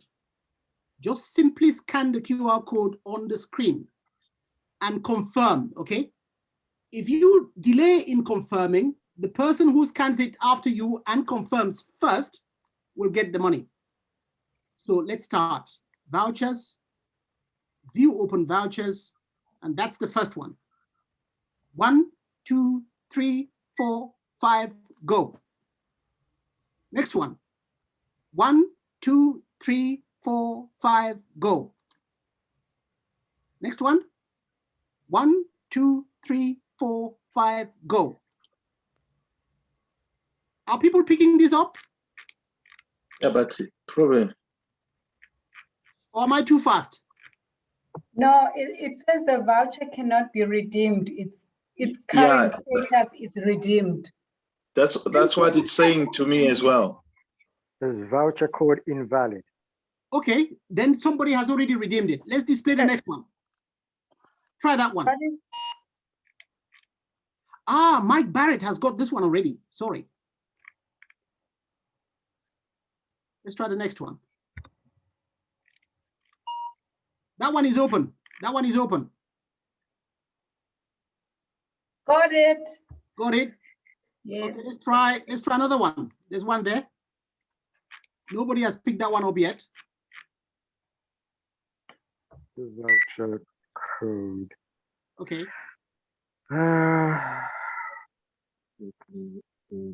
Another one.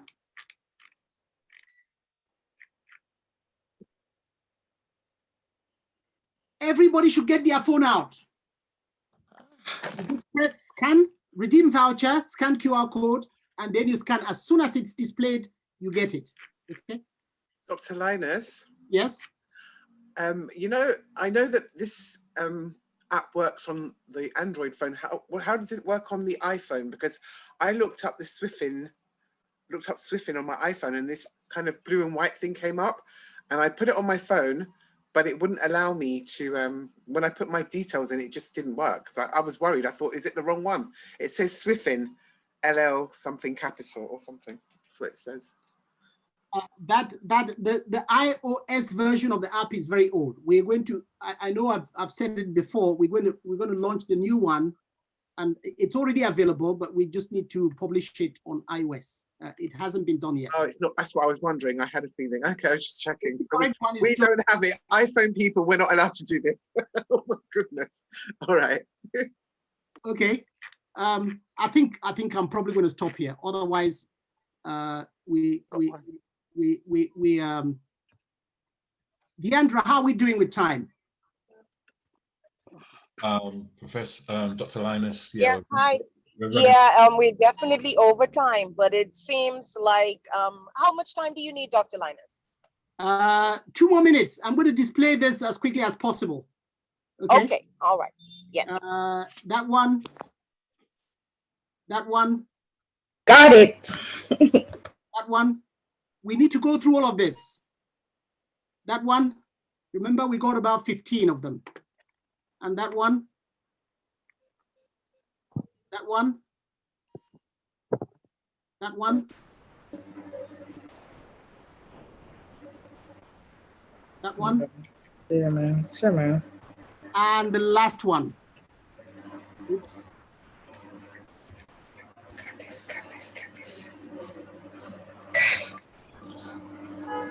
Okay, they're all gone. They're all gone. Just to show you, I wouldn't go through all of them, but you can view redeemed vouchers, which are here. And those are all the vouchers, they've been redeemed. Let's look at the first one and see who got it. That was Gillian Robinson. Yeah. Okay, well done. That one went to Mike Barrett. Well done. That one went to Sissy Tassi. Okay, you get the point. So there are ways that even people who do not have an account on the exchange can actually use the Lumi. All you need to do is create a voucher, send it to them, and they can take the voucher shopping. And the shopkeeper or the supermarket or the petrol station or the school can simply scan the voucher and redeem it in exactly the way that we have done here and now. On that note, I'm going to stop. Can you refresh your account, Dr. Linus? Pardon? Can you refresh your account?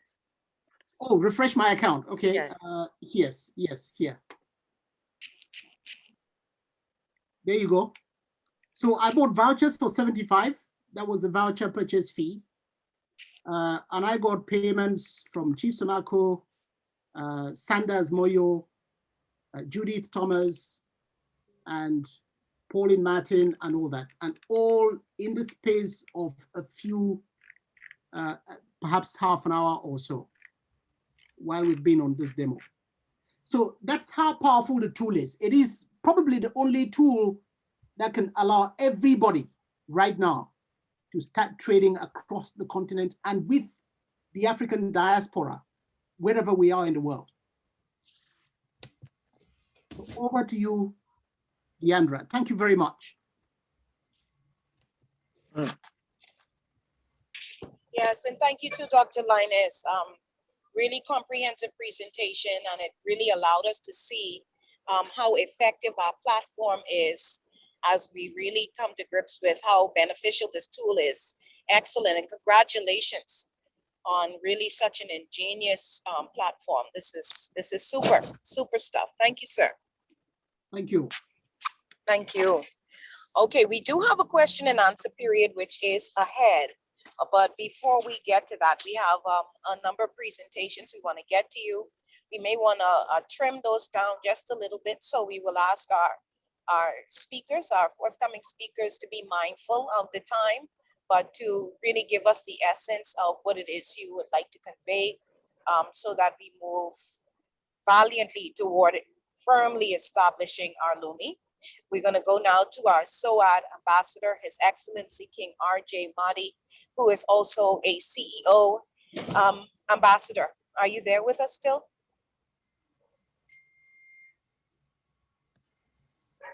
If you can unmute, Ambassador. Yeah. Ambassador, Hello? can you unmute, please? Wonderful. Peace and blessings. How's everybody doing? We're doing well. Thank you. Good to have you with us. Good, thank you. Thanks for having me.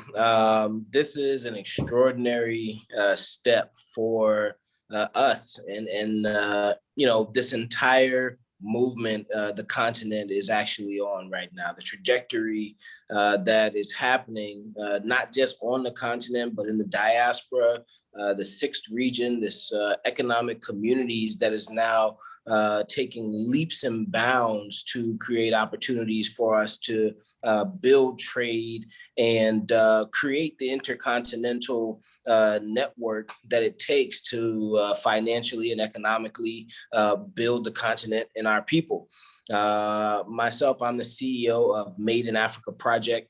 And our business has been here on the ground in Senegal, West Africa for the past 6 or 7 years. And the objective of our organization at Made in Africa Project is to assist the diaspora in shopping with, visiting, relocating to, and investing in the continent. We work to assist those who are African Americans, Afro-Caribbeans, those based in Europe, and et cetera, to be able to do intercontinental exchange with the continent. And a lot of times, you know, there are challenges, and we feel like challenges that have been there to help, you know, to actually create more challenges for us, right? To create the kind of blockages that we've always seen.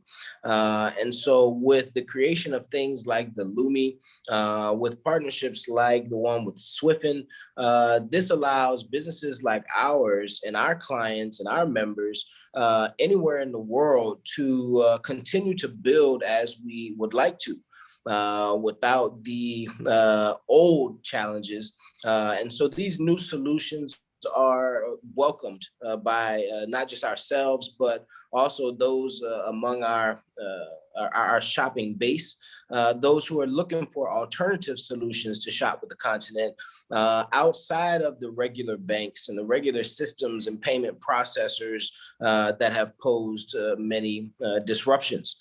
And so we applaud the Lumi as a currency that we can now look to not just use, but to also accept and to create more opportunities from. So we thank the State of the African Diaspora for assisting with rolling this out, because our people everywhere need to have this solution, and we will be definitely on the forefronts of keeping it going. Thanks a lot, Your Excellencies. We appreciate you from here in Dakar, Senegal. Take care. Thank you so very much. That was our ambassador, King RJ Mahdi. He is the CEO of Made in Africa, and we want to congratulate you on what it is you're doing. Tell us really quickly how we can link up with you. Where can we follow what you do? So our website is madeinafricaproject.com. And I'm on all social media at King RJ Mahdi. And you know, we have programs that we do weekly that, you know, bring these kind of things to the forefront, like our Exodus radio show that you can watch on YouTube. There's several Facebook pages, et cetera, that it airs live on. But these are the kind of solutions that we like to share. So if anybody is looking to you know, build the kind of trade that this can affect, we encourage you to reach out to us. Okay, thank you so much, King Mahdi. We appreciate it. And remember, you can check him out online. This is how we use the tool. Everybody is just leaping on, as you can hear Chief Timothy. We appreciate that terminology a whole lot, because everybody know what a tool can do. On the positive side, that is. We're going to move on now to another presentation where we'll be introduced to the Pan-African traders, the business-to-business marketplace for African suppliers. We are happy to welcome the CEO of Pan-African Traders, Malawi Obigchi. Teach me something. Am I getting this right? Obigchi? Malawi? Are you with us? Okay, we may not have him. I can't see him, Deandra. Okay, all right. Well, we will move on to Pastor Audi Cummings, who is of Black Links Global. He is the international spokesperson, the ambassador for Black Links Global, and it's always a riveting presentation from Pastor Audi. Pastor Audi, glad to have you with us yet again, sir. Thank you, Deandra Hamilton. I just want to greet each and every one and all those excellent speakers that have spoken before, excellencies, prime ministers, vice prime ministers, and all that have presented such excellent presentations. I just wanted to really appreciate the stage that we are at with the state of African diaspora, and also the Lumi that was presented in Dr. Linus's presentation concerning the SWIFN and the advancement of the app and the platform. And what we can certainly see from the first stimulus that was paid from last year, the 28th, the 1st of October of 2020, we can clearly see the leaps and bounds and the absolute progress that has been manifested thus far. And so it is that we continue as the Pan-Africanist manifestation of the original vision that was had by Marcus Messiah Garvey and those Pan-Africanist leaders that had made sacrifices for us to be at a stage where we are, as we speak, setting the standard via the Lumi. And the stark statistics of the actual Black African community, and the fact that only 5 to 6 hours the monies are staying within our communities, and all of those who are familiar with the Black Wall Street and how successful within the United States that many diaspora Africans now under Region 6 historically were at the time, and the disasters that came. But in this instance, we have the opportunity to make it happen, not just sit back and, as Linus said, be unbanked or excluded from participating in this reset economy. So in this reset economy under the Region 6 and all of the regions get across Africa and into the diaspora regions of the West Indies, America, for the first time, we have been aggregated together in this economic revolution that is surpassing all of the visions that were had before. We need to understand that we are at a precipice of transition. We are making history as a nation, and the Lumi is a cohesive economic influence and stimulus that is bringing us together to do business, to be a part of the cyclical economy of governing business activity. And so it is that the pride that should be established and should be a part of our strategic stance in the globe today. We finally are able to make it happen. No more excuses. Thin shreds of truth stuffed with the lie that we are not who we are, because we are who we are. We are the African nation that has been brought together.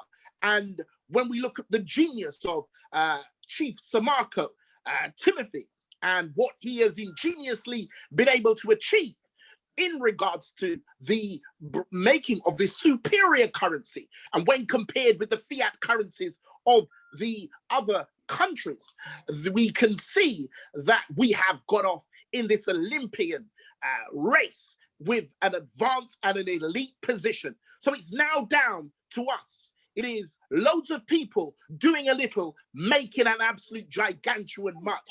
And that much is that effort that we can do to secure your individual legacy that will establish our legacy.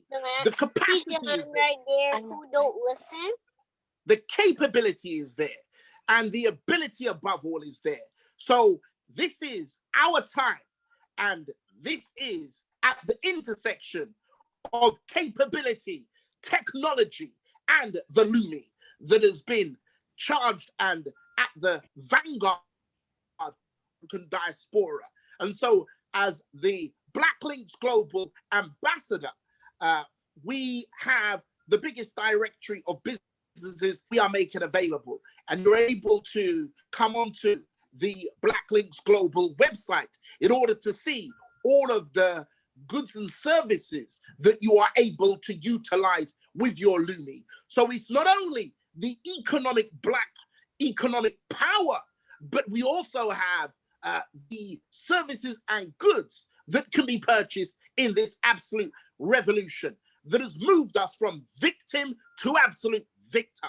Victory in our economy, victory in our cohesiveness, victory in all that we are able to achieve, that our mind can conceive.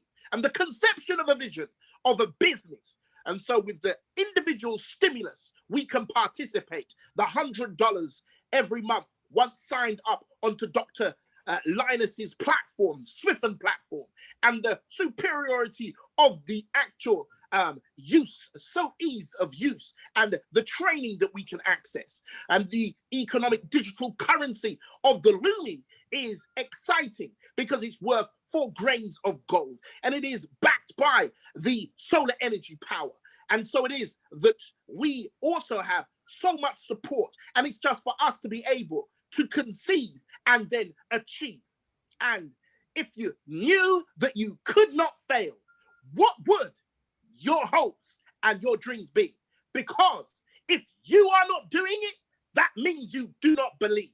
And so the basis of belief is our activity and our action to determine our trajectory, where we should be with an economic force. Challenges will come, circumstances will come, but I believe we are a people who God now has given the right time that has absolutely tremendously come for such a time as this. And so it is, as we have now the ability, as Dr. Linus said, the accessibility, no longer excluded economically. And with Black Links Global's vision to be able to enable us, if we don't have a business, to have a business, the stimulus of $10,000 Lumi that we can apply for. But also, if you have turned over whatever it was, 150,000 a previous year, according to what you submitted your accounts, you are now able to proportionately apply for that in Lumi also. And so it is. All the excuses fall apart, and the phoenix of our nation rises from the economic ashes to become what we need to become. And I heard somebody say as well, this is a tool, right? And it's in your hand. And so it's now just for you to get into that repetition, because the basis of all skill is repetition. And in order to repeatedly use our own currency, purchase our own goods and services, access our own economy, make our own profits, we are now with a stance that is no longer passive, but we are active and we are respected, and we are making all of the pestle factors of this environment charged with an actual leader in this economic race of the reset that we are now compounding and leading. So remember, you are a leader with the Lumi. So to lead with the Lumi is to be an engaged applicant participating with the massive access of what has been here today. So when you take this away, you maintain this motivation of the education that you have received to rise as an African diaspora and nation. Aspire, advance, and build. Thank you very much. Thank you. Thank you. Thank you very much. Thank you. Yeah, that as usual, Pastor Audi Cummings of Black Links Global, delivering to us really dynamic charge, and reminding us from whence we came, and just making us acutely aware of how significant this moment is in time and history. We can see the events unfolding around us. all over the world. And we know that we're in a very special place with a very unique mission and mandate. And we are all hopeful that everybody in this room and the hundreds who join us each week are truly empowered as they leave the room to get on out there and not just get themselves organized to be a part of our luminary family, but also to activate use of this Lumi as a currency within business and their various organizations. With that, of course, we lead to one part of the planet, which is really running, forging a strong path and a pioneering path for us to follow. And that's on to our second Vice Prime Minister of SOAD, none other than the Honorable Hugh Johnson, who hails from Jamaica.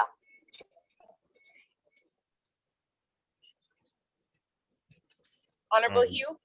Thank you, Deandra. May I say good afternoon, good day to Prime Minister George Tin,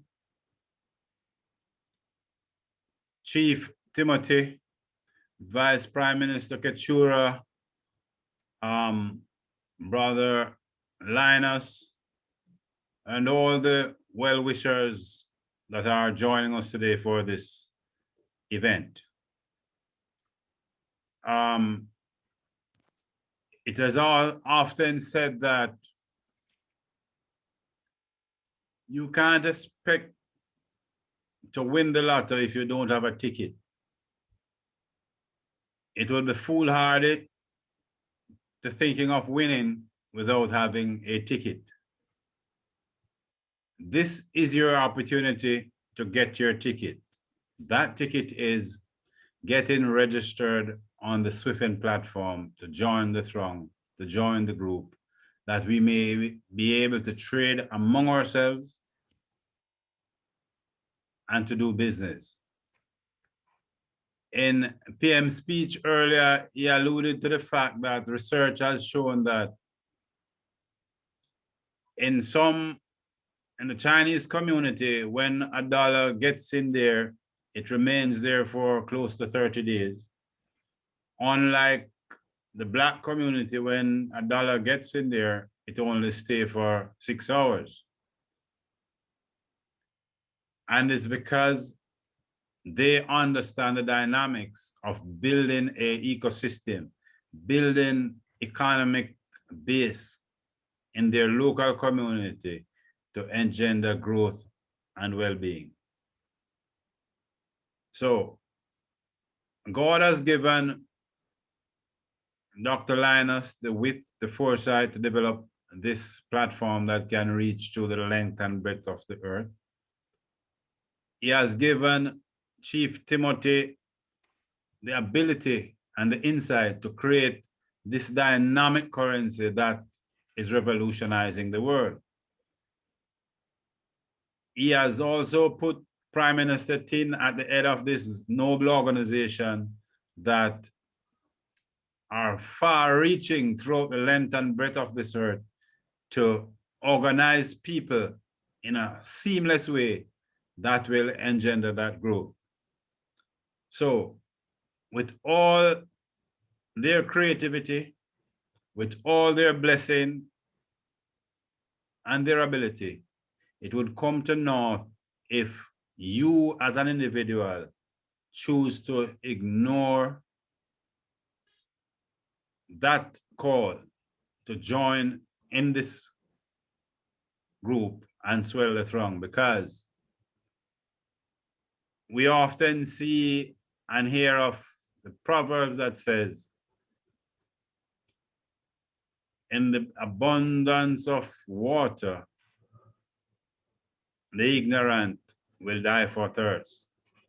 So may I ask you not to allow that to be your fate, not to allow that to be your path, but to open your eyes, see what is happening, join with the group of noble people to transform this world. You know, Dr. Linus spoke of it too, and I must repeat it because it requires emphasis. In this world, we have what we refer to as exclusion zones, financial exclusion of the masses. And I've seen a lot of World Bank studies that shows that the greatest challenge that face humankind is that exclusion. And millions and billions of dollars were spent to bridge that divide by including the downtrodden, the underprivileged in that realm. But you know, it's just not happening because I can use example here in my own country, Jamaica. After the World Bank study came out, they spent millions on creating financial inclusion. And for the most part, I have to criticize it because what the central bank did in that approach was to tell you or educate the masses about the programs that the financial service or financial system offers to the masses. And that has been happening for decades and it still can't reach anywhere. Coupled with the fact that they also went on a drive, and that drive is to get more people in the formal banking system by the 60,000 government employee putting their salary through a financial institution that they now engage to a financial institution, and that put the number up and they call it improvement in financial inclusion. So it's a facade, it's going around in circle.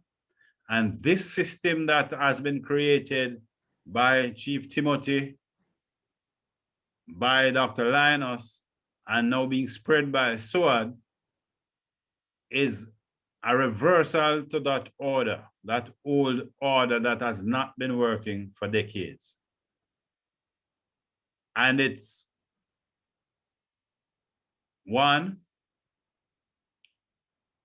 how to improve this inclusivity.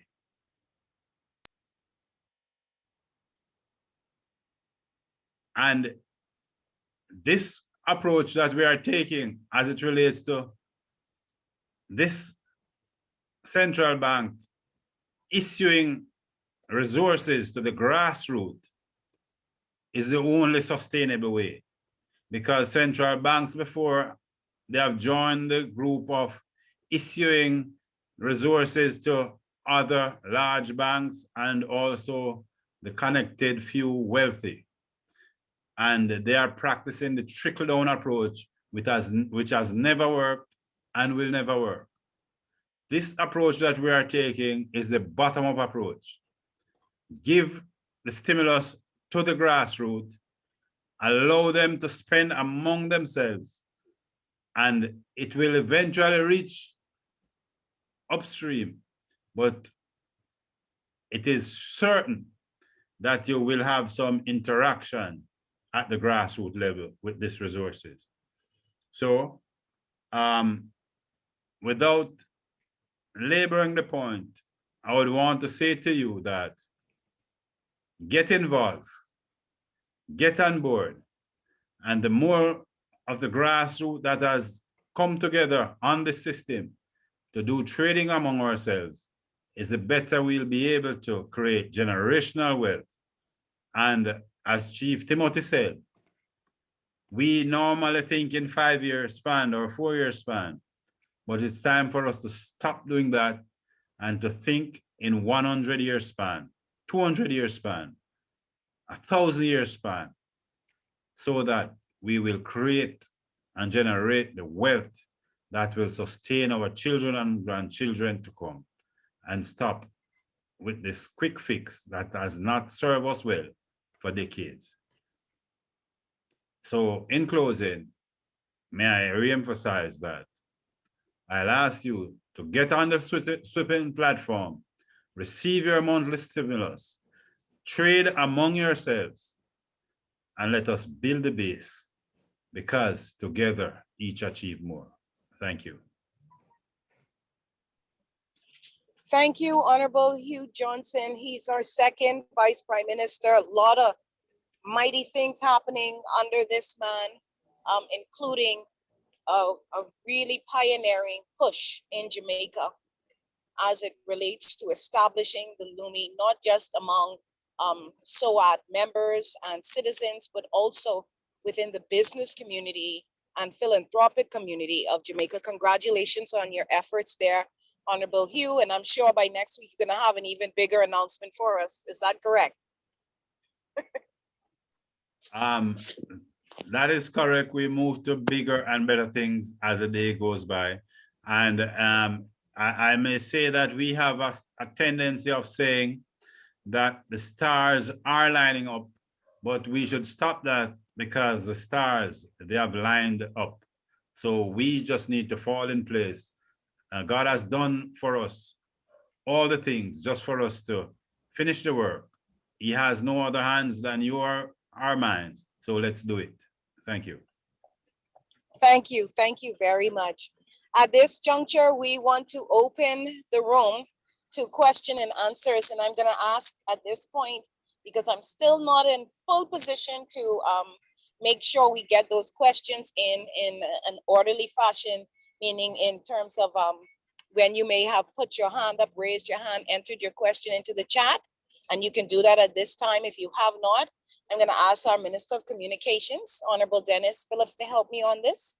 But we are ready for questions, which can be directed to our panel, or a comment that you may want to enter generally at this time. Okay, Deandra, I'm here to help. We've got a couple of hands up at the moment. First person I can see is Barry Levi. Barry Levi, if you can unmute and pose your question. Question?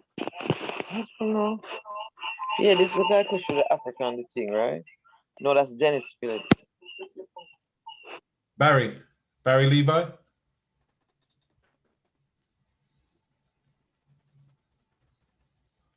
No. Next person is Mokapi Selassie. You've got your hands up. You can unmute. Yes, greetings everyone.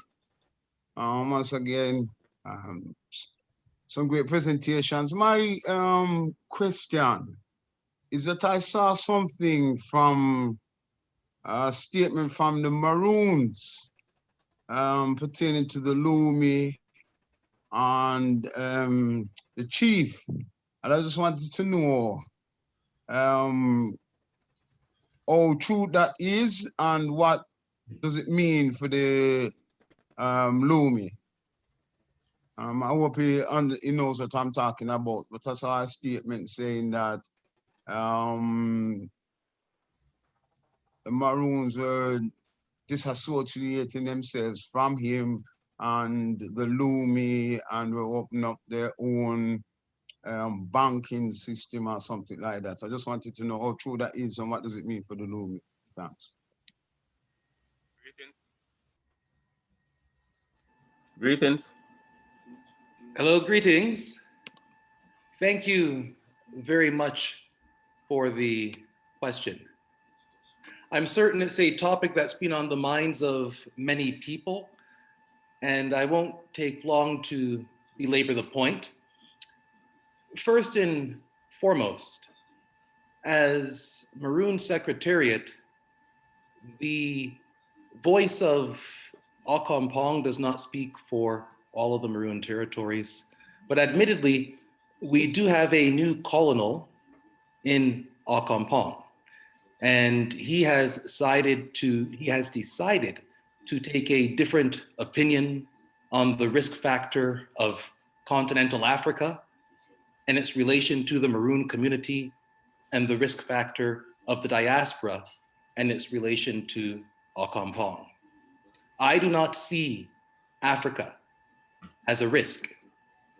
I do not see the diaspora as a risk. And I do not see the need to economically liberate ourselves after 400 years of captivity as a risk. The only risk that I see is a Stockholm syndrome, where certain leaders are afraid to take the steps that are necessary to transform our people in this time and in this age. Coming pointedly to the question as it relates to the Lumi and the Bank of Akampong and the economic community of the sixth region, and our cooperation with the African Finance Regulatory Authority, and our cooperation with the United Kingdoms of Africa, and our cooperation with the state of the African Diaspora. It is nice that the colonel has an opinion, and he's entitled to have his opinion. Notwithstanding, there is nothing in that opinion that impacts the Lumi in any way, shape, or form, especially pertaining to the Maroon communities. Although the colonel of Akampong may have another view and may decide to take Akampong on another trajectory, that is his prerogative. Notwithstanding, in this 21st century, and after these 400 years of captivity, there is nobody on this planet, no Bill Gates, no Warren Buffett, no prime minister, no president that has enough money to buy out this movement. Our people are not for sale. We're not going back into captivity. And so there will be no compromise. There can be no compromise. Economic emancipation is a must. It is not a debate. It is not a should we, could we? No, it is an absolute must. And so we are very pleased, and I think the announcement was made quite clearly last week as it relates to the cooperation between the Bank of Akampong and the African Finance Regulatory Authority, and the developments which have been taken towards the inauguration of the African Diaspora Central Bank, which is a great step of growth and development for the Lumi and for the Bank of Akampong. The African Diaspora Central Bank will be a transformative institution for the global African diaspora family. And I think that the growth and the trajectory of moving forward is where our focus ought to be. I'm not one for politics. It has never been my style, and it won't become my style. This is an economic movement. Those who are not immediately committed to the full economic emancipation of our people, that is their prerogative. They're entitled to that. It will take some people longer to break the shackles and the chains than others, but we must and we will move forward without compromise, without apology, and without any further delay. It's been 400 years, and we don't have one more second to waste. I hope that addresses your question. Greetings there. Yes, give thanks. Rastafari, this is Barry Levi. I was trying to unmute, but that was the question I had for the chief, and he basically answered it, but just to add one part of the question. So he's saying, because that's where our account is stored in the Bank of Akampong. So he's saying that doesn't have any impact on our account. Is that what you're saying? We're going to switch to the other bank? First and foremost, and thank you for the clarification, right? So to avoid any concerns or skepticisms as it relates to that, within the founding Bank Act for the Bank of Akampong, it does stipulate and state very clearly that the bank will operate for 35 years without compromise. And that was contractually obliged. And I know that that was one of the reasons why some political efforts were made to attack the Bank Act, etc. As I said, I'm not committed or interested in political going back and forth. It's not my style. We have far too much work to do. So I don't have time to be on Twitter and Instagram having debates. I'm not Donald Trump. The Bank Act itself does state that the bank must honor all of its legal obligations established in its first 35 years of operation. And that's exactly what the bank will do. The changing of a political figure in office is, it's a novelty, but it is not, we're not going into tyranny. I know it is the next step after democracy, but we're not going in that direction. And consequently, we'll move forward. All of the obligations of the Bank of Akampong will be honored for its full duration and time. Thank you. All right, give thanks.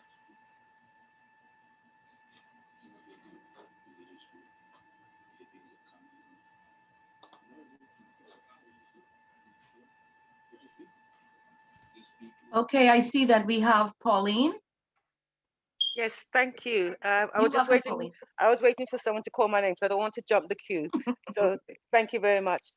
Just a couple of things I want to say before I ask my question. Chief Samako,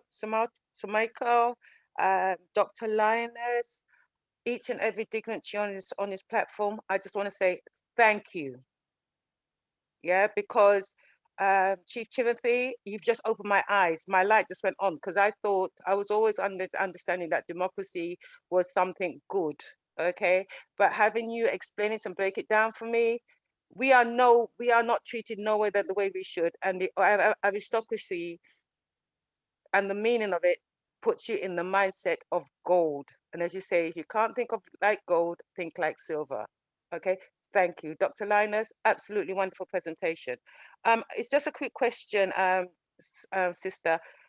On the flyer that comes around, it says the meeting is fortnightly. Has that changed to? Is it still fortnightly or is it weekly? I just want that confirmed, please. Okay, the business summits are fortnightly. And in between that, we have like a Pan-African organizations meeting that's fortnightly. So 1 week we have the standard Lumi Business Summit, and the second week we have a Pan-African Organization Summit. That's how we've got it organized at the Okay, so each week there will be a meeting. It's just going to be a different one each week because I don't want to miss out on anything. So I need it to go in my diary correctly. Okay, yeah. So one's directed at the Pan-African organizations. This one is just normal business. It's a normal business. Different businesses are invited. Okay, lovely. Thank you very much. You'll never miss out because we've got a website that records all our meetings, so you can catch up. Okay. Okay, lovely. Thank you. I'll put the link in the chat room. Thank you. Okay.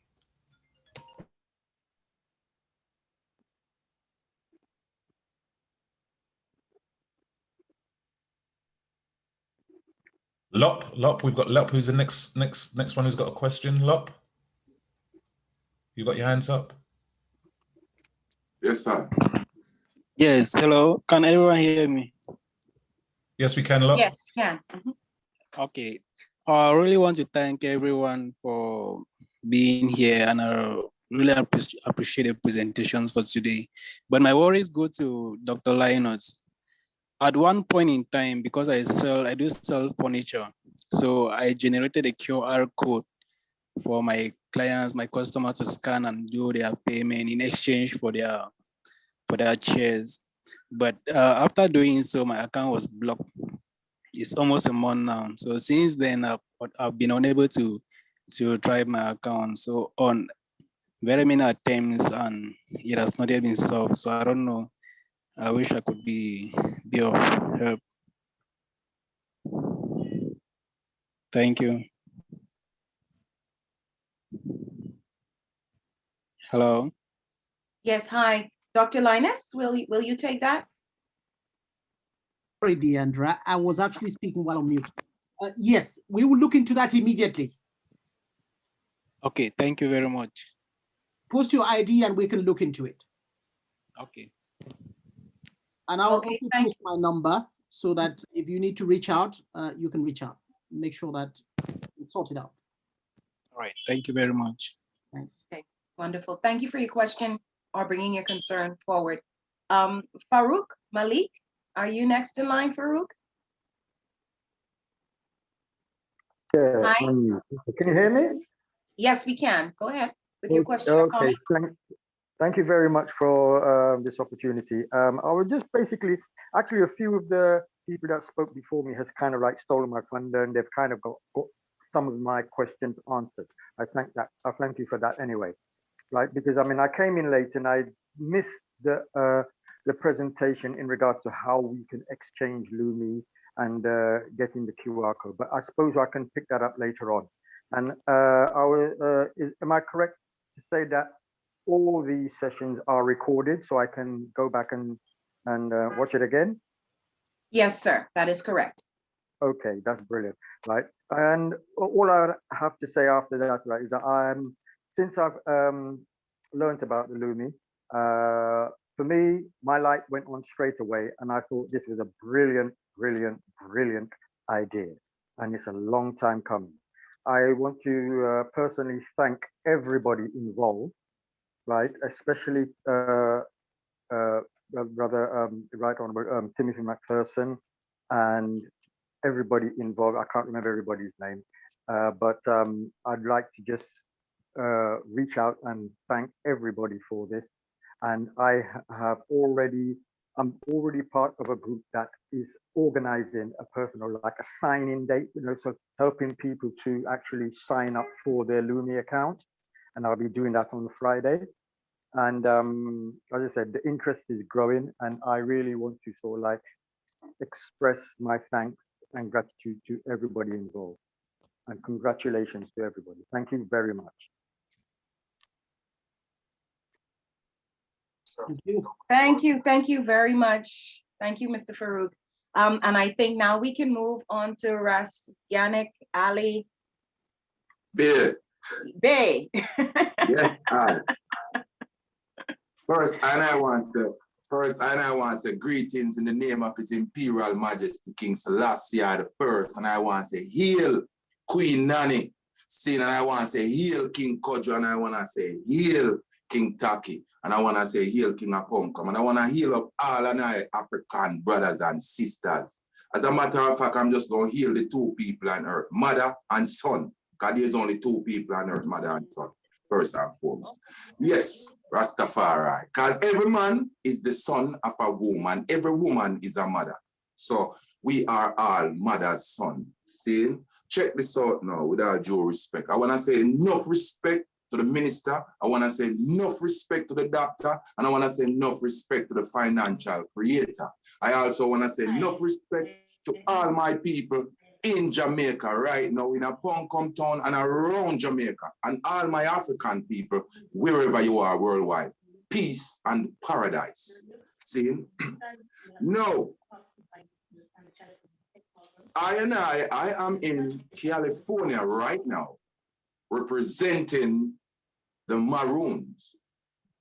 And I just heard a question which is contrary and actually conflict of interest right now, that the Maroon are opposing the Lumi. It is not factual. Personal feelings of anything need not to involve in this. If people having conversation of this, whatever it is, keep that aside, because this is perfect and everything is going fine here, and everyone is working together, whether you believe it or not, or whether you want it to be or not. As a minister, as the doctor said, this is no compromise. As the doctor said, it is no compromise. So I appreciate everyone who is involved and everyone who is supporting. And for those who are having problems, please do not bring it to the public. We have people you can talk to if you need clarity. Now, my question is, how do I get my SWIFT account with this barcode to operate here in the United States? Thank you for your question, Dr. Linus. Thank you very much for the enthusiasm and for your question. The QR code works everywhere. The QR code is integrated in your account, and you can generate one on the fly if you wanted to collect payments of fixed amounts or variable amounts at any time. So it's all in your phone right now. Just launch the app and you can see it.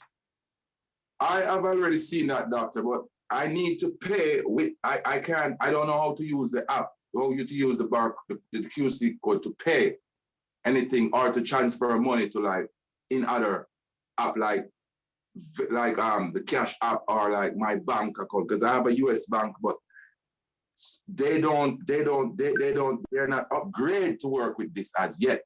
So I mean, like, I only have the SWIFT account. If I had definitely the notes, then I know exactly where to go. But I am kind of in a little difficulty where spending or paying for stuff is concerned with this QC code here. That's a very good question. And that's where the opportunity is. If you know people who are running shops, running restaurants, bring them on board, get them to start accepting the Lumi so they can display their QR code and you can go there and you can pay them. There is a massive opportunity for everyone. Yeah, there is, Doc. And I actually have like the greatest connection you can ever think of here, but I need to know how to, and I'm not really savvy like that. So I'm still working on getting how to understand how I can, like, you know, do this in the easy way, because there's a lot of people here who are interested in the Lumi and interested in working with it, but I don't know how to go about making this work for them, even though I explain it and I try my best. So I that's what I'm asking. Okay, all you need is your SWIFT account. Once you have your SWIFT account, other people can pay you into that SWIFT account on a peer-to-peer basis in real time, just like I did and other people did to me when I was doing the demo. But you must have an account. So the restaurant needs an account, your taxi service needs an account, everybody needs an account so that we can transfer the Lumi to each other in real time, just like we did earlier on. Okay, so yes, the account I have. Now, another person who have an account, I'm trying to transfer money to them to pay them for a service, but I can't. Oh, you can't? All right. There are various ways to do it. Do you have the app? Yes, I do. I do have the SWIFT app. Okay. Do you mind, instead of me talking through it, Deandra, please let me share my screen and just show our colleague on the app exactly what to do for the benefit of other people. So I think that this is very important that I know, because I am the chief ambassador for the Naya Compound Sovereign Maroon Global Tribal Nation Territories here in the United States. Okay.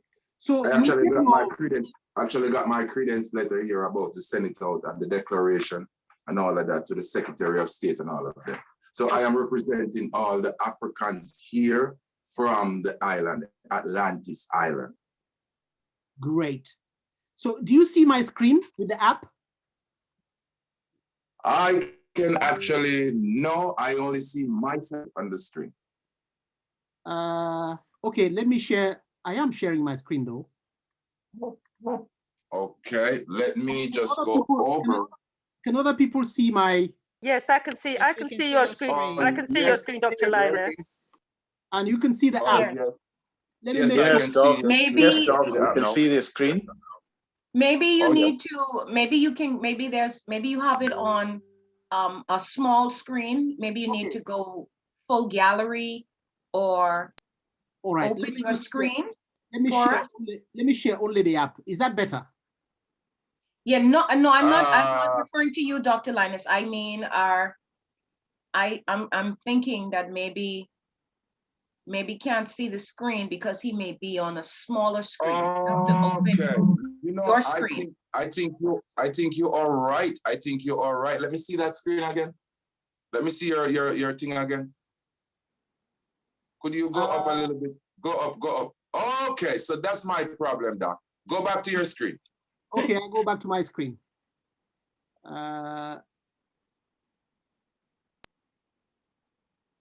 Can you see now? Can you see my screen? Get a little closer to the phone. Because I can see you have 9 gadgets and I only have 6. Okay, let me share just the app. Can you see the app? Oh yeah, right.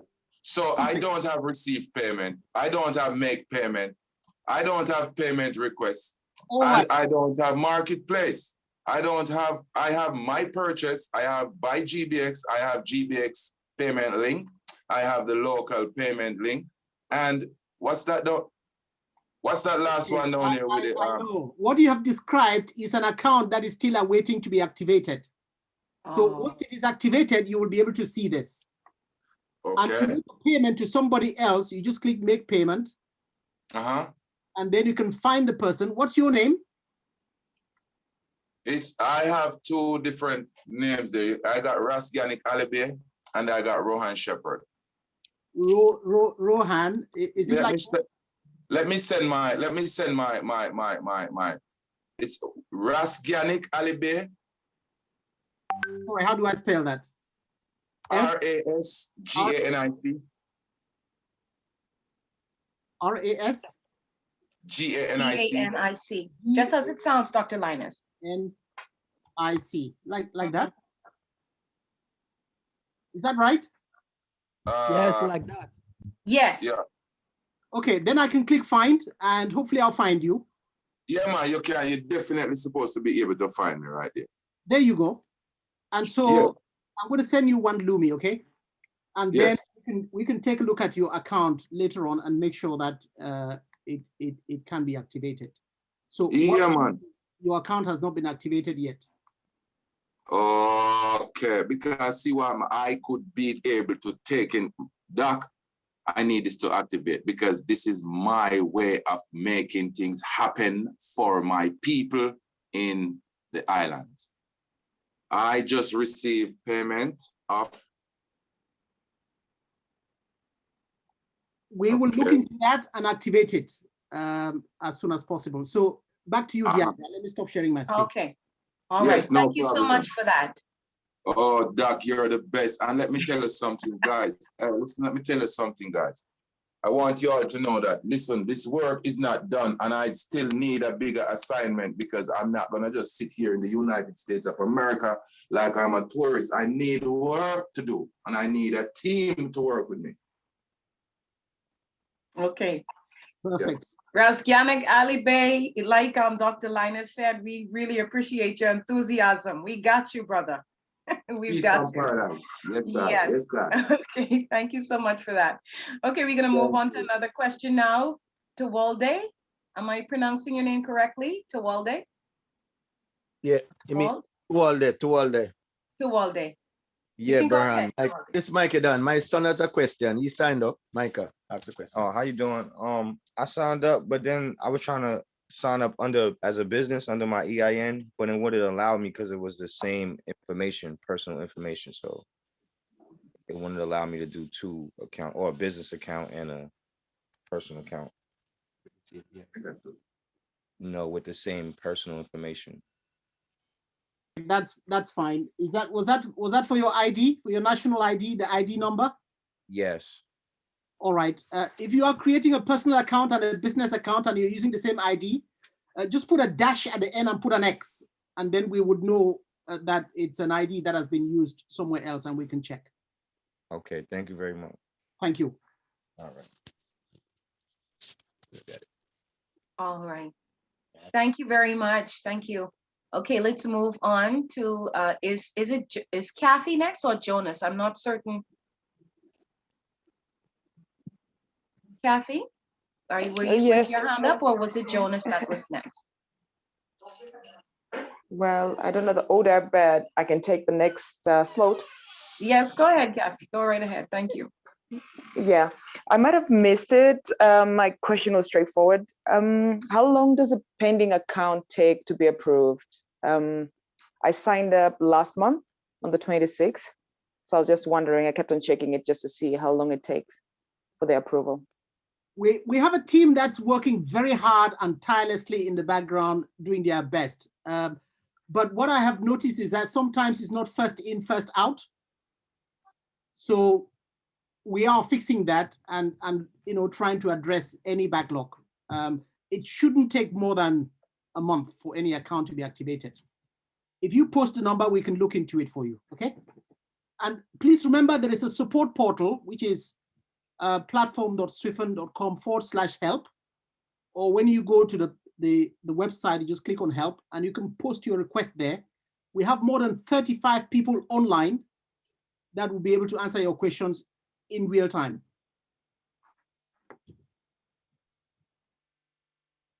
Thank you very much. Thank you, Kathy, and thank you, Dr. Linus. Let's go to Jonas now. Hi, Jonas, how are you? I think your mute is still on, Jonas. Just unmute for us, because we can't hear you. Wow, are you getting me? Now we're getting you.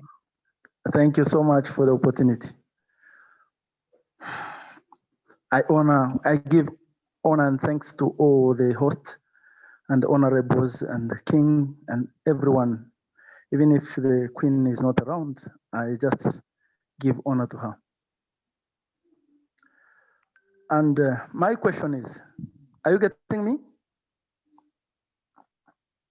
Yes, I can hear you clearly, yes. Okay, my question is,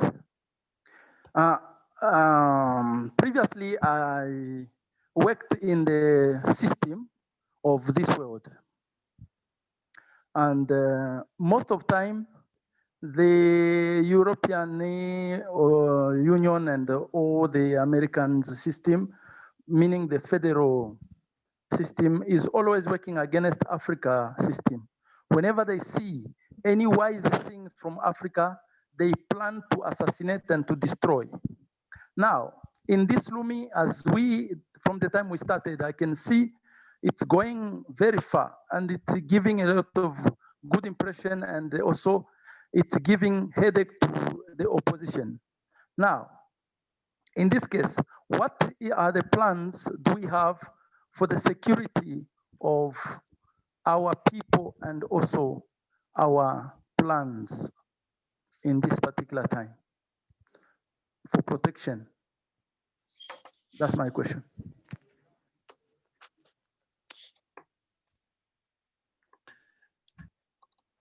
Thank you for your question. Thank you very much for the question, Jonas.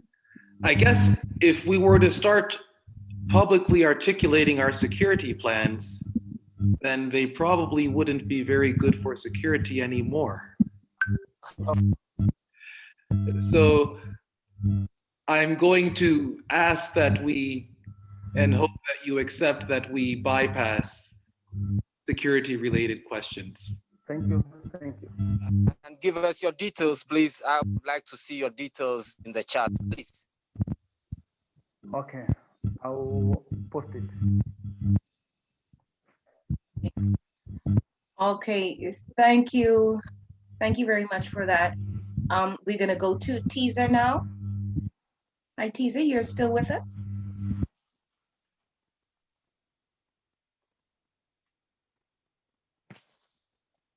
Teaser, are you there?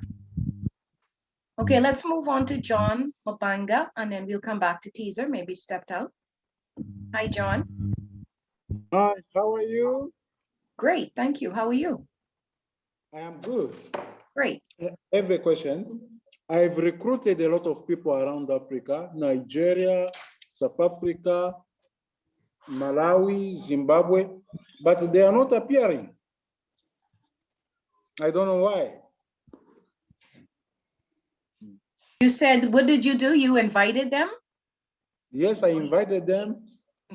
I sent them You mean the link to the summit? No. I recruited them for the stimulus. Oh, I see. Yes, but no one is appearing. Only only three whom I recruited using my back office. I don't know what's the problem. Maybe Dr. Linus, you can address, I know you just spoke a short while ago about turnaround on the accounts being established or activated. Maybe that's the could be that could be an explanation for it. Now, what we do is that when you if you are an agent and you have an agent account, you actually have the right to onboard people, so you can register them outright, and those accounts can be activated almost, well, immediately. They will still have to be reviewed by the team, but agents and merchants can actually create those accounts. And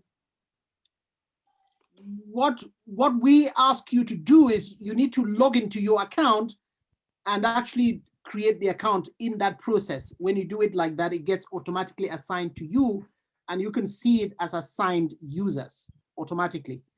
If you don't do that, and instead you ask them to specify their SWIFT ID, then the activations team have to allocate that customer accordingly.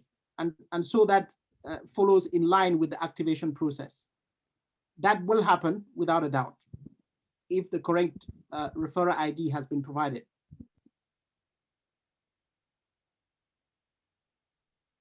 Okay, John, does that answer your question? Yes. Mr. Mabanga? Yes? Yes, yes. Okay, thank you. Thank you for your question. Tiza, are you there with us now? Okay, let's move on to Mariama. Hello, Mariama. Good evening. Sorry, I thought somebody was going to come before me. I wasn't quite ready. Now I'm eating. Right, one moment. It's just a question.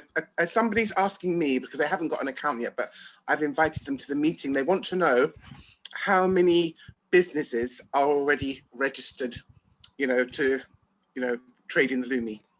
How many have we got? I guess that's for Dr. Linus, that question. Yes, how many have we got? I can tell you, if you give me a minute, I can check live. Okay. And give you an idea. Let's go on to the next question. I will just run a quick search and I will tell you the number in a second. All right, we will try teaser again because that's the final question, it seems, before we turn things over to our Chief Timothy and our Prime Minister of SOAD. Tiza, are you there? I'll give you another chance. Maybe you stepped away. Yeah. Okay. All right. Wonderful. Okay. Mm-hmm. Good evening. Hi. Good evening. I wanted to ask the same question like as Ramon. Is there any platform here in Jamaica where we can actually trade Lumi or businesses?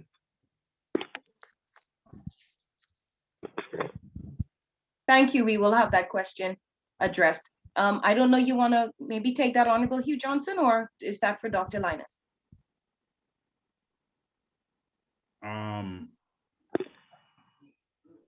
Deandra, there is no platform as it speak now for us to trade or transfer Lumi, because we are not encouraging transfer conversion of the Lumi. What we are encouraging is business to business, persons to business trading. Do your trading, bartering in Lumi. And that is what we are pushing now. We have some companies that have signed up and started to do business, but we need a lot more here in Jamaica. And we are pushing for that to get the gas stations, the supermarkets, the corner shops to be trading in Lumi, also the wholesalers and their distributors. What I can do though, I could, if you're here in Jamaica, I would like to include you in our network. So I'll send my number in the chat and you can contact me directly or secretariat here as it relates to being a part of this ecosystem. Let us move forward together because we would really like to have you as part of the team. Okay, thank on you, the question Mr. of the Hugh number Johnson. Thank you, Teaser. Thank you. On the question of the number of businesses, there are over 250 businesses registered already. That's a small number. It's growing very rapidly, though. I can say, because we only opened up the registration for the business in the last, I would say in the last month or two. Prior to that, it was generally just individual accounts. Okay, that's fine. So is there any, like, you know, once we've signed anybody up, if we want to go and look at the businesses, in case we want to do business with them, that's why we're asking. Is there anywhere on the platform we can actually look like a listing? The only one you can, those that you can check are those that are actively trading. So if you go to the marketplace, yes, you can get a list. Oh, wonderful. That's what I wanted to know. Okay. Yeah. I'll let you know. I didn't present it. Perhaps we'll talk about it during the next summit. But there is a very active marketplace already where merchants actually have been listing their products and trading them. That'll be, I mean, I've seen a few myself, but it's just somebody that hasn't actually, I haven't signed them up yet, but he just wanted to know that. So at least he's got that now. All right. So, and once he's signed up, he can go to the marketplace and have a look, because I did say to him that we do have a marketplace on there. But I just wanted to clarify. Thank you so much. Thank you. All right. Okay, thank you. Wonderful. Dr. Linus, maybe this question is one for you as well. After the information you conveyed to Michael, I think it was who asked the question a little bit ago. How much is, or rather, how much is the 10,000 in Lumi? And if someone, I guess more the second part is the main thing. If someone applied twice, that is for a company and self, but did not put an X at the end of the second application, as was just conveyed, what do you advise one can do to correct that? Because the company account has been pending for some time now. The problem arises where there is a field where you're required to put your ID number. And so if you're using the same ID to make two applications, then the system doesn't allow you to do that. And what I'm saying is that if you put a -X at the end, you may be able to go through the registration process so that when it is checked, it can be recognized as the same person with two accounts that are allowed and legit. So you would recommend that they just apply again and put the... If they have already applied and the account is pending, yeah, the first course of action is to go to the health portal and post their number, or they can give me the number right here, right now, and I can take a look at it. Okay, all right. Well, for the individual that posted that question, go ahead and take that advice from Dr. Linus. He's the creator of Swiffin. He knows what he's talking about, right? Okay, so we thank you for the questions, for your comments, for all of your input. And we move now to close this summit today. And of course, we go over and hand things over to Chief Timothy Semeko. His Highness, he is also the chairman of the ECO6, and he's the governor of the Central Solar Reserve Bank, and he's the creator of the Lumi. Chief Timothy. Thank you so kindly, Deandra. As we prepare to close, I think I'm going to keep my words short and to the point. You know, when it comes to sports, and I always talk about sports, I always talk about Usain Bolt, and I also talk about the importance to be in first place. But today I'd like to create another analogy, another reality that we are confronted with. And I will start it off gently. The office that keep coming to the house for you. Can we ask everyone to their thank you. You see, this is one of the most famous images in World Cup soccer. Pelé, 1970, this very famous goal. Most people will recognize the image. When you are playing soccer or some other sport of that nature, then it is okay to be Team Brazil. Then it is okay to be in the Caribbean and say, yes, we represent Barbados and Bahamas. We're going to the track and field meet. We're going to the Olympics as Grenada and Guyana. Or if you're in Latin America, it is at the Olympics that you wave your flag. At the World Cup, you wave your flag and you show your competitive spirit. However, there is one game in which it has not been to our benefit to have too many flags. And that's the economic game. When the European Union was setting on its journey, it recognized priority number one was to consolidate their currency.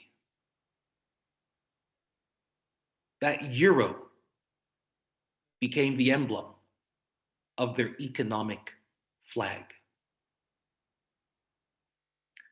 Long before the European Union, we had the building of the United States of America. And the reason why there is the word united there is because we're reminded that they were divided beforehand. But those United States realized very quickly that they needed to consolidate their many sundry and diverse currencies and create one economic flag.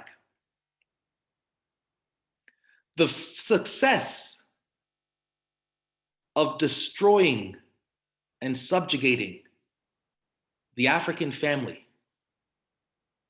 has been based upon one key principle. And everybody knows these words. It is called divide and conquer. Continental Africa has been divided and conquered. Today we see 55 currencies across the continent. All of them now utterly worthless, useless. Although continental Africa has more resources, more wealth than any other region on the planet. As we engage this economic battle, for we are not coming out with weapons of mass destruction. We are coming out with intellect. We are coming forth with creativity. We are moving as a people, inspired through the spirit of entrepreneurialism. And in so doing, we have to put our many flags away. And remember that beneath those flags and beneath this skin is a people of one blood and one common destiny.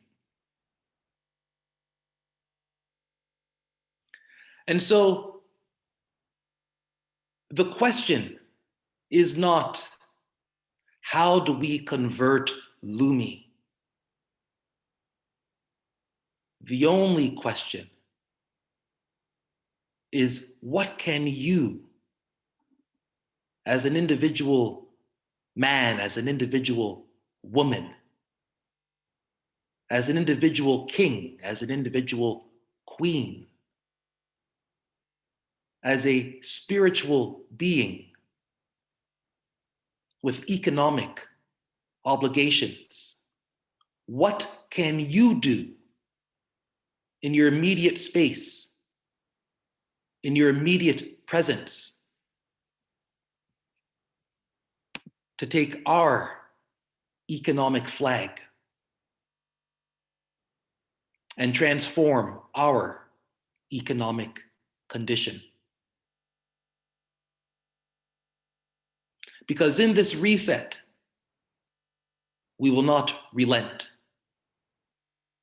In this reset, there is no going back to captivity. The economic flag has been hoisted. The abang has been blown. It calls our people to ingenuity. It calls our people to entrepreneurialism. It calls our people to spiritual oneness.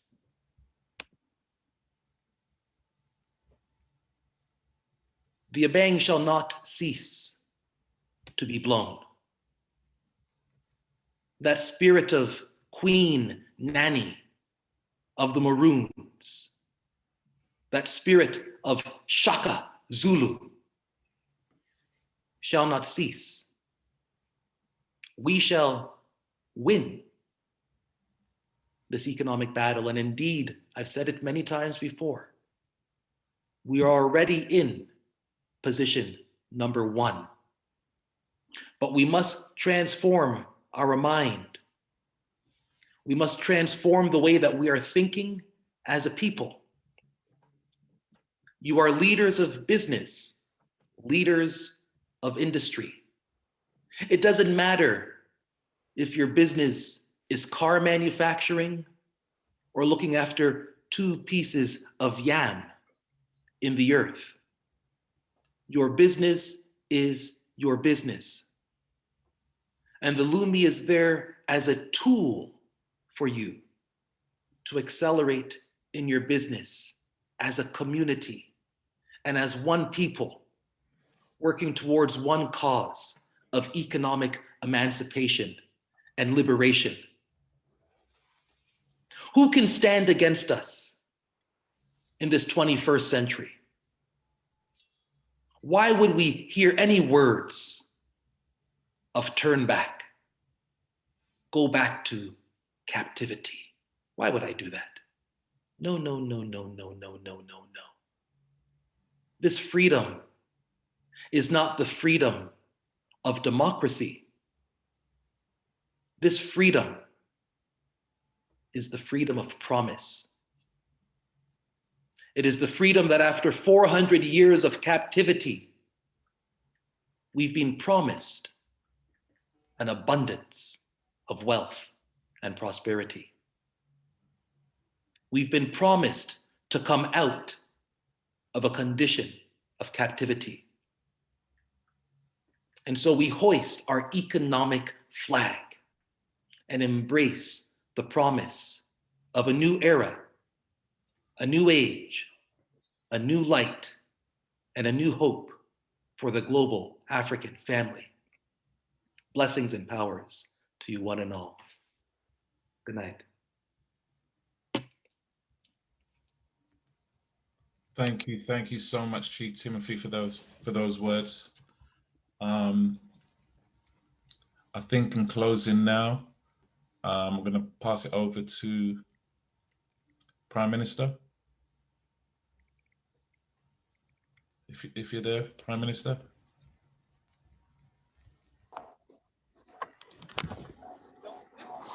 Yes. If you could just close the meeting for us. Sorry, I had a problem with my connection. Could you repeat? Okay, you got a problem. Okay. But now I think I can hear you. Hi, Prime Minister. I was just wondering if you're going to close out the meeting for us. Yes.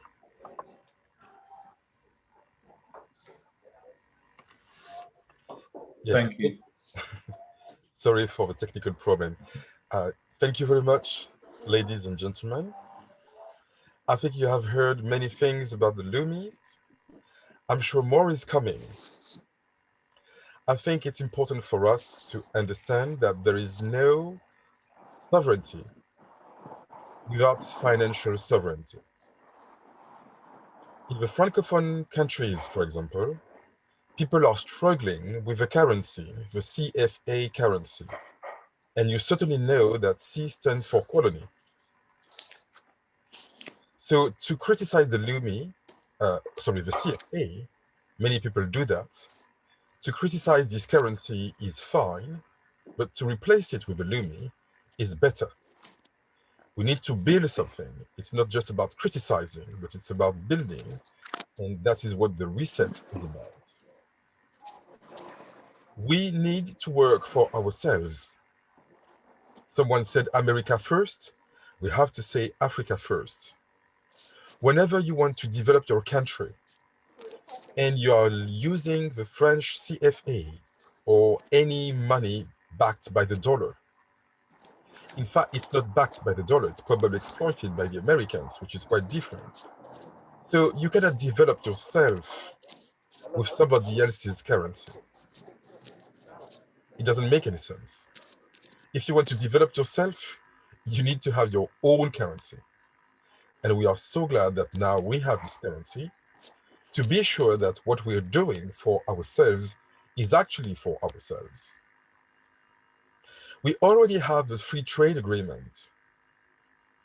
Thanks to this treaty, it is now possible for the African diaspora, for the African continent to do business within the continent.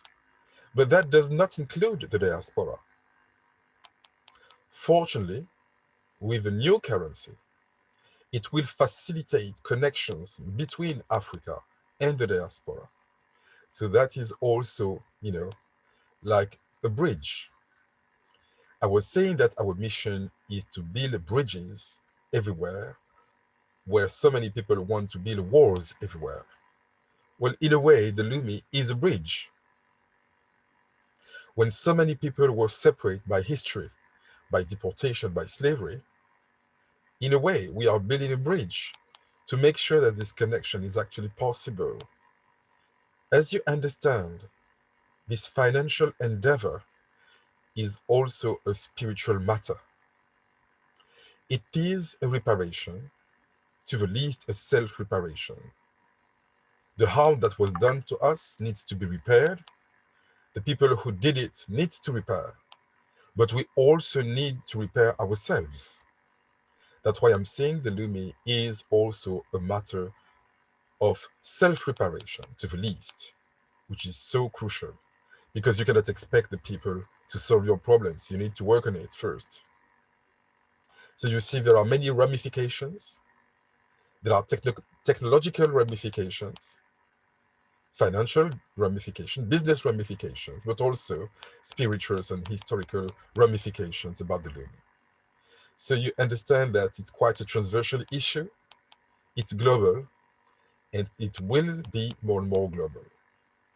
I need to remind you that if you think of Africa as a whole, it is already the 6th economy in the world, given its GDP, which is exactly the same as India. If you add the diaspora to that, you will find out that in fact, Africa and diaspora are already the 3rd economy in the world. And we know that every day, billions of dollars in cobalt, gold, diamond, or oil are leaving the continent. But if we could stop the process and redo the calculation, regardless of the so-called debt, we don't have any debt, people have debt, we don't. But you redo the calculation, you will immediately find out that in fact, Africa and the diaspora are already the 1st economy in the world. So we just need to make sure that the system of exploitation stops, because our potential is already immense. We are, or at least we should be already the 1st economy. People know that Black people are already the first when it comes to sports. They take it for granted. Well, it's not. When modern sports were created, at the end of the 19th century, it was created by a French guy, Pierre de Coubertin, who were campaigning for white supremacy. According to the rules and the laws of the first Olympic Games, Black people didn't have the right to compete. Because of course, if you want to campaign for white supremacy, you're not going to include Black people. So everything in sport at these times, in France, in UK, in Germany, was excluding Black people. However, our people fought, struggled so much that we became the first in sports. We are still discriminated in sports. We are still discriminated, but we are still the first. It's also the same in musics. All the musics of the 20th century and probably this next century as well, you know, from Negro spiritual to jazz, raga, rap, all these musics are Black music. So we are also number one in musics. Nobody expected that. Today it seemed very natural. It was not. There's nothing granted. People had to fight and to fight very hard to reach this level, you know, of prominence, excellence. So we are the first in sport. We are the first in musics. In many areas, we are moving forward. Even the most powerful man in the world, Mr. Obama, you may like him or dislike him, he was still of African descent. So we can see that we are able to succeed. That's why I can tell you, with the Lumi, with all the rest of all the things we are doing, everyone in his or her capacity, with all that, we shall overcome. Thank you very much. Thank you very much, Mr. Prime Minister. Thank you very much for all of our presenters today. And thank you for being a part of us. I see, yes, claps, claps, claps, definitely. We certainly see that we are blessed to have a lot of brilliant men and women, enthusiasm, organizations, and businesses ready to go. Let us just take everything that we've heard here today and run with it as fast as Bolt. Chief Timothy, as fast as Bolt? Absolutely. Absolutely, as fast as better Bolt. yet, as fast as the Lumi. As fast as the Lumi. Impossible, Timothy, impossible. So yeah, so we need to get Bolt to be running with our Lumi in his hand, you know. That's a great ad. But yes, we want you to be encouraged. We want you to be motivated. We want you to focus on what is important. And we know, we've read the stories of history, you know. We know that anything of greatness, anything of this momentum, anything of this power and revolutionary potential will be attacked. This is natural. This is not an unnatural thing. It's just the way it goes. In our own small spaces, when we try to do the good, here comes every blow from left, right, and center to try and throw us off course, but we must remain focused. We do have prayers that are going out constantly, and as we can hear, blessings, positive thoughts that are going forth. We must be guardians of what we're doing here. We must be guardians of what we're doing here. Let us not be distracted and just sort of broken apart by what we may see out there. I like the suggestion of one of our latter questions or comments that came. If there are things that concern you, everybody here is very accessible. Let us discuss these things. Let's discuss these things on the sidelines and let us iron them out. Because we have to be protective of what we have. We can't be casual, and we can't follow the pattern of what we see the rest of the world, how they sort of just shred each other to pieces and think this is okay. It's not okay. It's not okay. What is okay is for us to be patient with each other, for us to understand one another. You know, we see a great demonstration in that every time with Dr. Linus. I think he's the perfect example. There may be a little hitch with that Swift platform, but he's always so eager to sort it out. So it shows you there's no clandestine plan to keep you from having a Lumi wallet. It may just be a glitch. It may just be a glitch because we're all eager for you to be on board and to be winners in this season. It's our time. No more democracy. We kicking democracy to the curb. We want golden souls. Golden souls. I'm latching on to that. I heard that, and I'm running with that one. And it's been a beautiful experience yet again. I think Mike is in here, and he's got some music. We let that music sort of flow us out today. But thank you for joining us. Let's spread the word. Let's make sure the next time we hold a Lumi Business Summit, we have 300 people in the room. Let's double it. Let's double it. Let's double it. Let's triple it. And let us be encouraged. And let us find ways to stay connected. Let us tap into the resources that we have. Like I said earlier, I come from a small island in the Caribbean. Our population is 37,000, of which probably maybe 2/3 are foreign people. People from North America, people from Europe. And so our exposure to people like you, it's rare. It's rare. It's not common. And so I totally cherish these moments every Wednesday and beyond when we have other sessions as a part of SOAD. Are you a citizen of SOAD? If not, become one. You know, we need the numbers because the numbers are going to matter because our numbers are massive. We heard our Prime Minister remind us that we're not number 2, we're not number 3, we're not number 10, we're number 1. We are number 1. So let's start acting like it, right? With our golden souls. You know, have that special sachet. We've got gold, whip your hair. We've got golden souls, baby. Let's do it, okay? Let's do it. This is our season. Don't let me have to start preaching like Pastor Audi now. Amen. But we have to put on a distinct attitude and recognize that this is our time to galvanize. Okay, let's work together. I'm really encouraged by everything and everybody.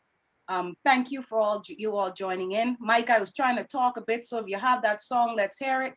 A Lumi anthem, and then we'll head out of here. Everybody stay safe. The prayer in my house, let me tell you what it is. The prayer in my house for my son and myself is, Lord, keep coronavirus far away from us and keep us far away from coronavirus. Let's go with that. Okay. And You got it, everybody Mike? drink their peanut, please. Yeah, drink your peanut juice. Anything else? Coconut, zinc, or aloe? Do it. Stay safe. Study to show yourself approved. You know what I mean? You want the truth? Make sure you can handle the truth. Shoot about the money. Telling you the truth about the money. Yeah. You want to shoot for the money? Only if you know the truth, man. Okay. Shit. In the 1940s, money and gold were a couple. Everything did I work well until America start hustle. The other countries start shuffle, demanding back them gold on the double. Now in a 1971, President Nixon made the money and the gold decouple now. Them money no back to buy nothing, when it used to be back to buy gold. But they keep lying to the people, now finally the truth has been told. Them make a fiat currencies, no transparency. No Lumi we spending, backed by renewable energy. Lumi, tell you about the Lumi. It's not a fiat, nor a cryptocurrency. It's underwritten by 100 kilowatt hours of solar energy. Shit, convertible to 4 grains of gold. Weight, 0.2592 grams. Now a 15.96 US equal to 1. So the money no back to buy nothing, but it used to be back to buy gold. But they keep lying to the people. Now finally the truth has been told. Them little fiat currencies, no transparency. No Lumi me spending, backed by renewable energy. Shit, I was chosen to shine the light bright on the chosen ones. Yeah, I ain't from the west, from the south, and from the east, man. Africa and not Rome. Me no need no US, me no need no pound. The Lumi dollars put diamonds on the crown. I don't give a damn who on the throne, cause I'm not small, I'm fully grown. Hey, the money no back to buy nothing, when it used to be back to buy gold. But they keep lying to the people, now finally the truth has been told. Them little fiat currencies, No transparency, no Lumi we spending, backed by renewable energy. Them money not backed by nothing, used to be backed by gold. They keep lying to the people, but finally the truth has been told. They make a fiat currency, no transparency, no Lumi we spending, Lumi, cheer.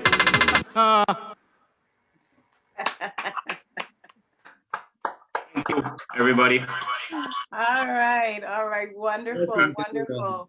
I see people Gratitude. asking for this track. That's Genuine Vibes. Is that correct, Mike? Genuine vibes. Yeah, Genuine Vibes. We Well, should way to we go. sh we should also have it also as a ringtone or something so that we can ring it everywhere. I agree with you. I was going to say the same. I'm with Let's have that. it as a ringtone. We're in the position to put Exactly. Let's have it as a ringtone. We'll find a way to share it with everybody. We will find a way to share it. On the Swiffing platform and the marketplace, that song. Yes, that's what. Yeah, because that's what we can do. We will basically we'll just add, you know, currency to it. Right. The copyright alone, he will earn from it as well. So it was the reason why I had that question some weeks ago as it relates to registering companies. Yeah.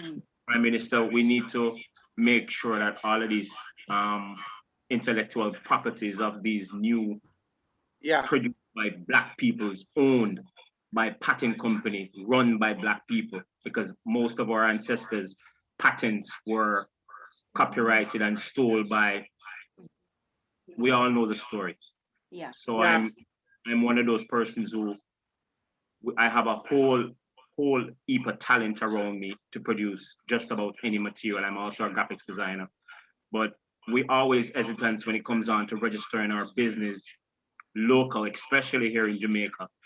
It's one serious challenge we have as small businesses to register our business and operate. You know, it is as if it's not a platform for small people, and that's just it. So we've always just kept hope that we would have, you know, somebody like you guys come along so that we could present our work and be free to present our work among our people. My brother, see, when it comes to the music business, because remember there's collection agencies as well. So you have to register with those as well.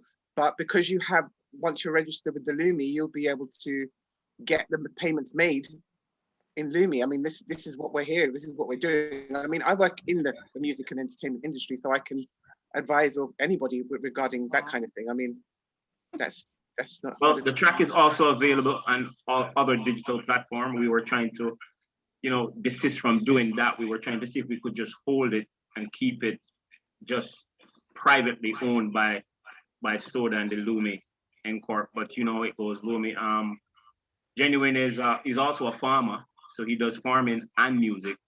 So I guess while he's out there on the farm right now, he's actually out there, because I was trying to get him tuned in there, but he was actually on the farm. So I just decided to drop. Well, I've got a page on Facebook. I'll send the link in there. You can click on my page, leave a message, and I don't know if you want any information like that, how you can work it so that it's incorporated into the marketplace with the Lumi and everything, and how you can register yourself. I'm sure. Perfect. That would be awesome. Or if so, I don't know if I have to contact Side, I can work through Side. I don't have a problem with that, whichever way around. But yeah, because it needs to be done, because it's something that I was going to put forward. Really, we have ton loads of artwork, artists, music, painters. We have so much, and these people we've all, as I've said before, we've always worried about the intellectual property. I'm going to be frank with you. When we go to these places to register our stuff, the people who comes out to do the work as it relates to registering our stuff, when we look upon them, we know say we stuff them not secure. They're not secure for us. Okay. Hey guys. What you can do is just make sure you connect with Mariama. Yeah. Because she's offering herself, and I don't know if our Minister of Communications, if you want, we need to connect. No, it's okay. It's good. Okay, so Mariama, and then we can find a way to respectfully share this song, so that our artist is appreciated, but that we get this this anthem out because it's very educational as well. It tells the story. That's what I love about it. I'm just putting my email address. What's your name in the chat? My brother? Mike Barrett. Mike Barrett. Oh, there we go. I see it. Yeah, Mike Barrett. Okay. Mike Barrett. I'll find you. Okay. I just responded to you. We can hardly hear anything from the meeting. Well, thank you very much, guys, for joining in. Have a wonderful afternoon, evening, morning, and do enjoy your day and make it highly productive. Go on out there and remember that you've got a golden soul. Let's be luminaries. Okay. All right. Bye, everyone. Bye-bye. Thank you. Bye, everyone. Bye, everyone. Bye. Thank Bye you. bye. And guidance to each and every one. Thank you, dignitaries. Bye. Thank you. Bye bye.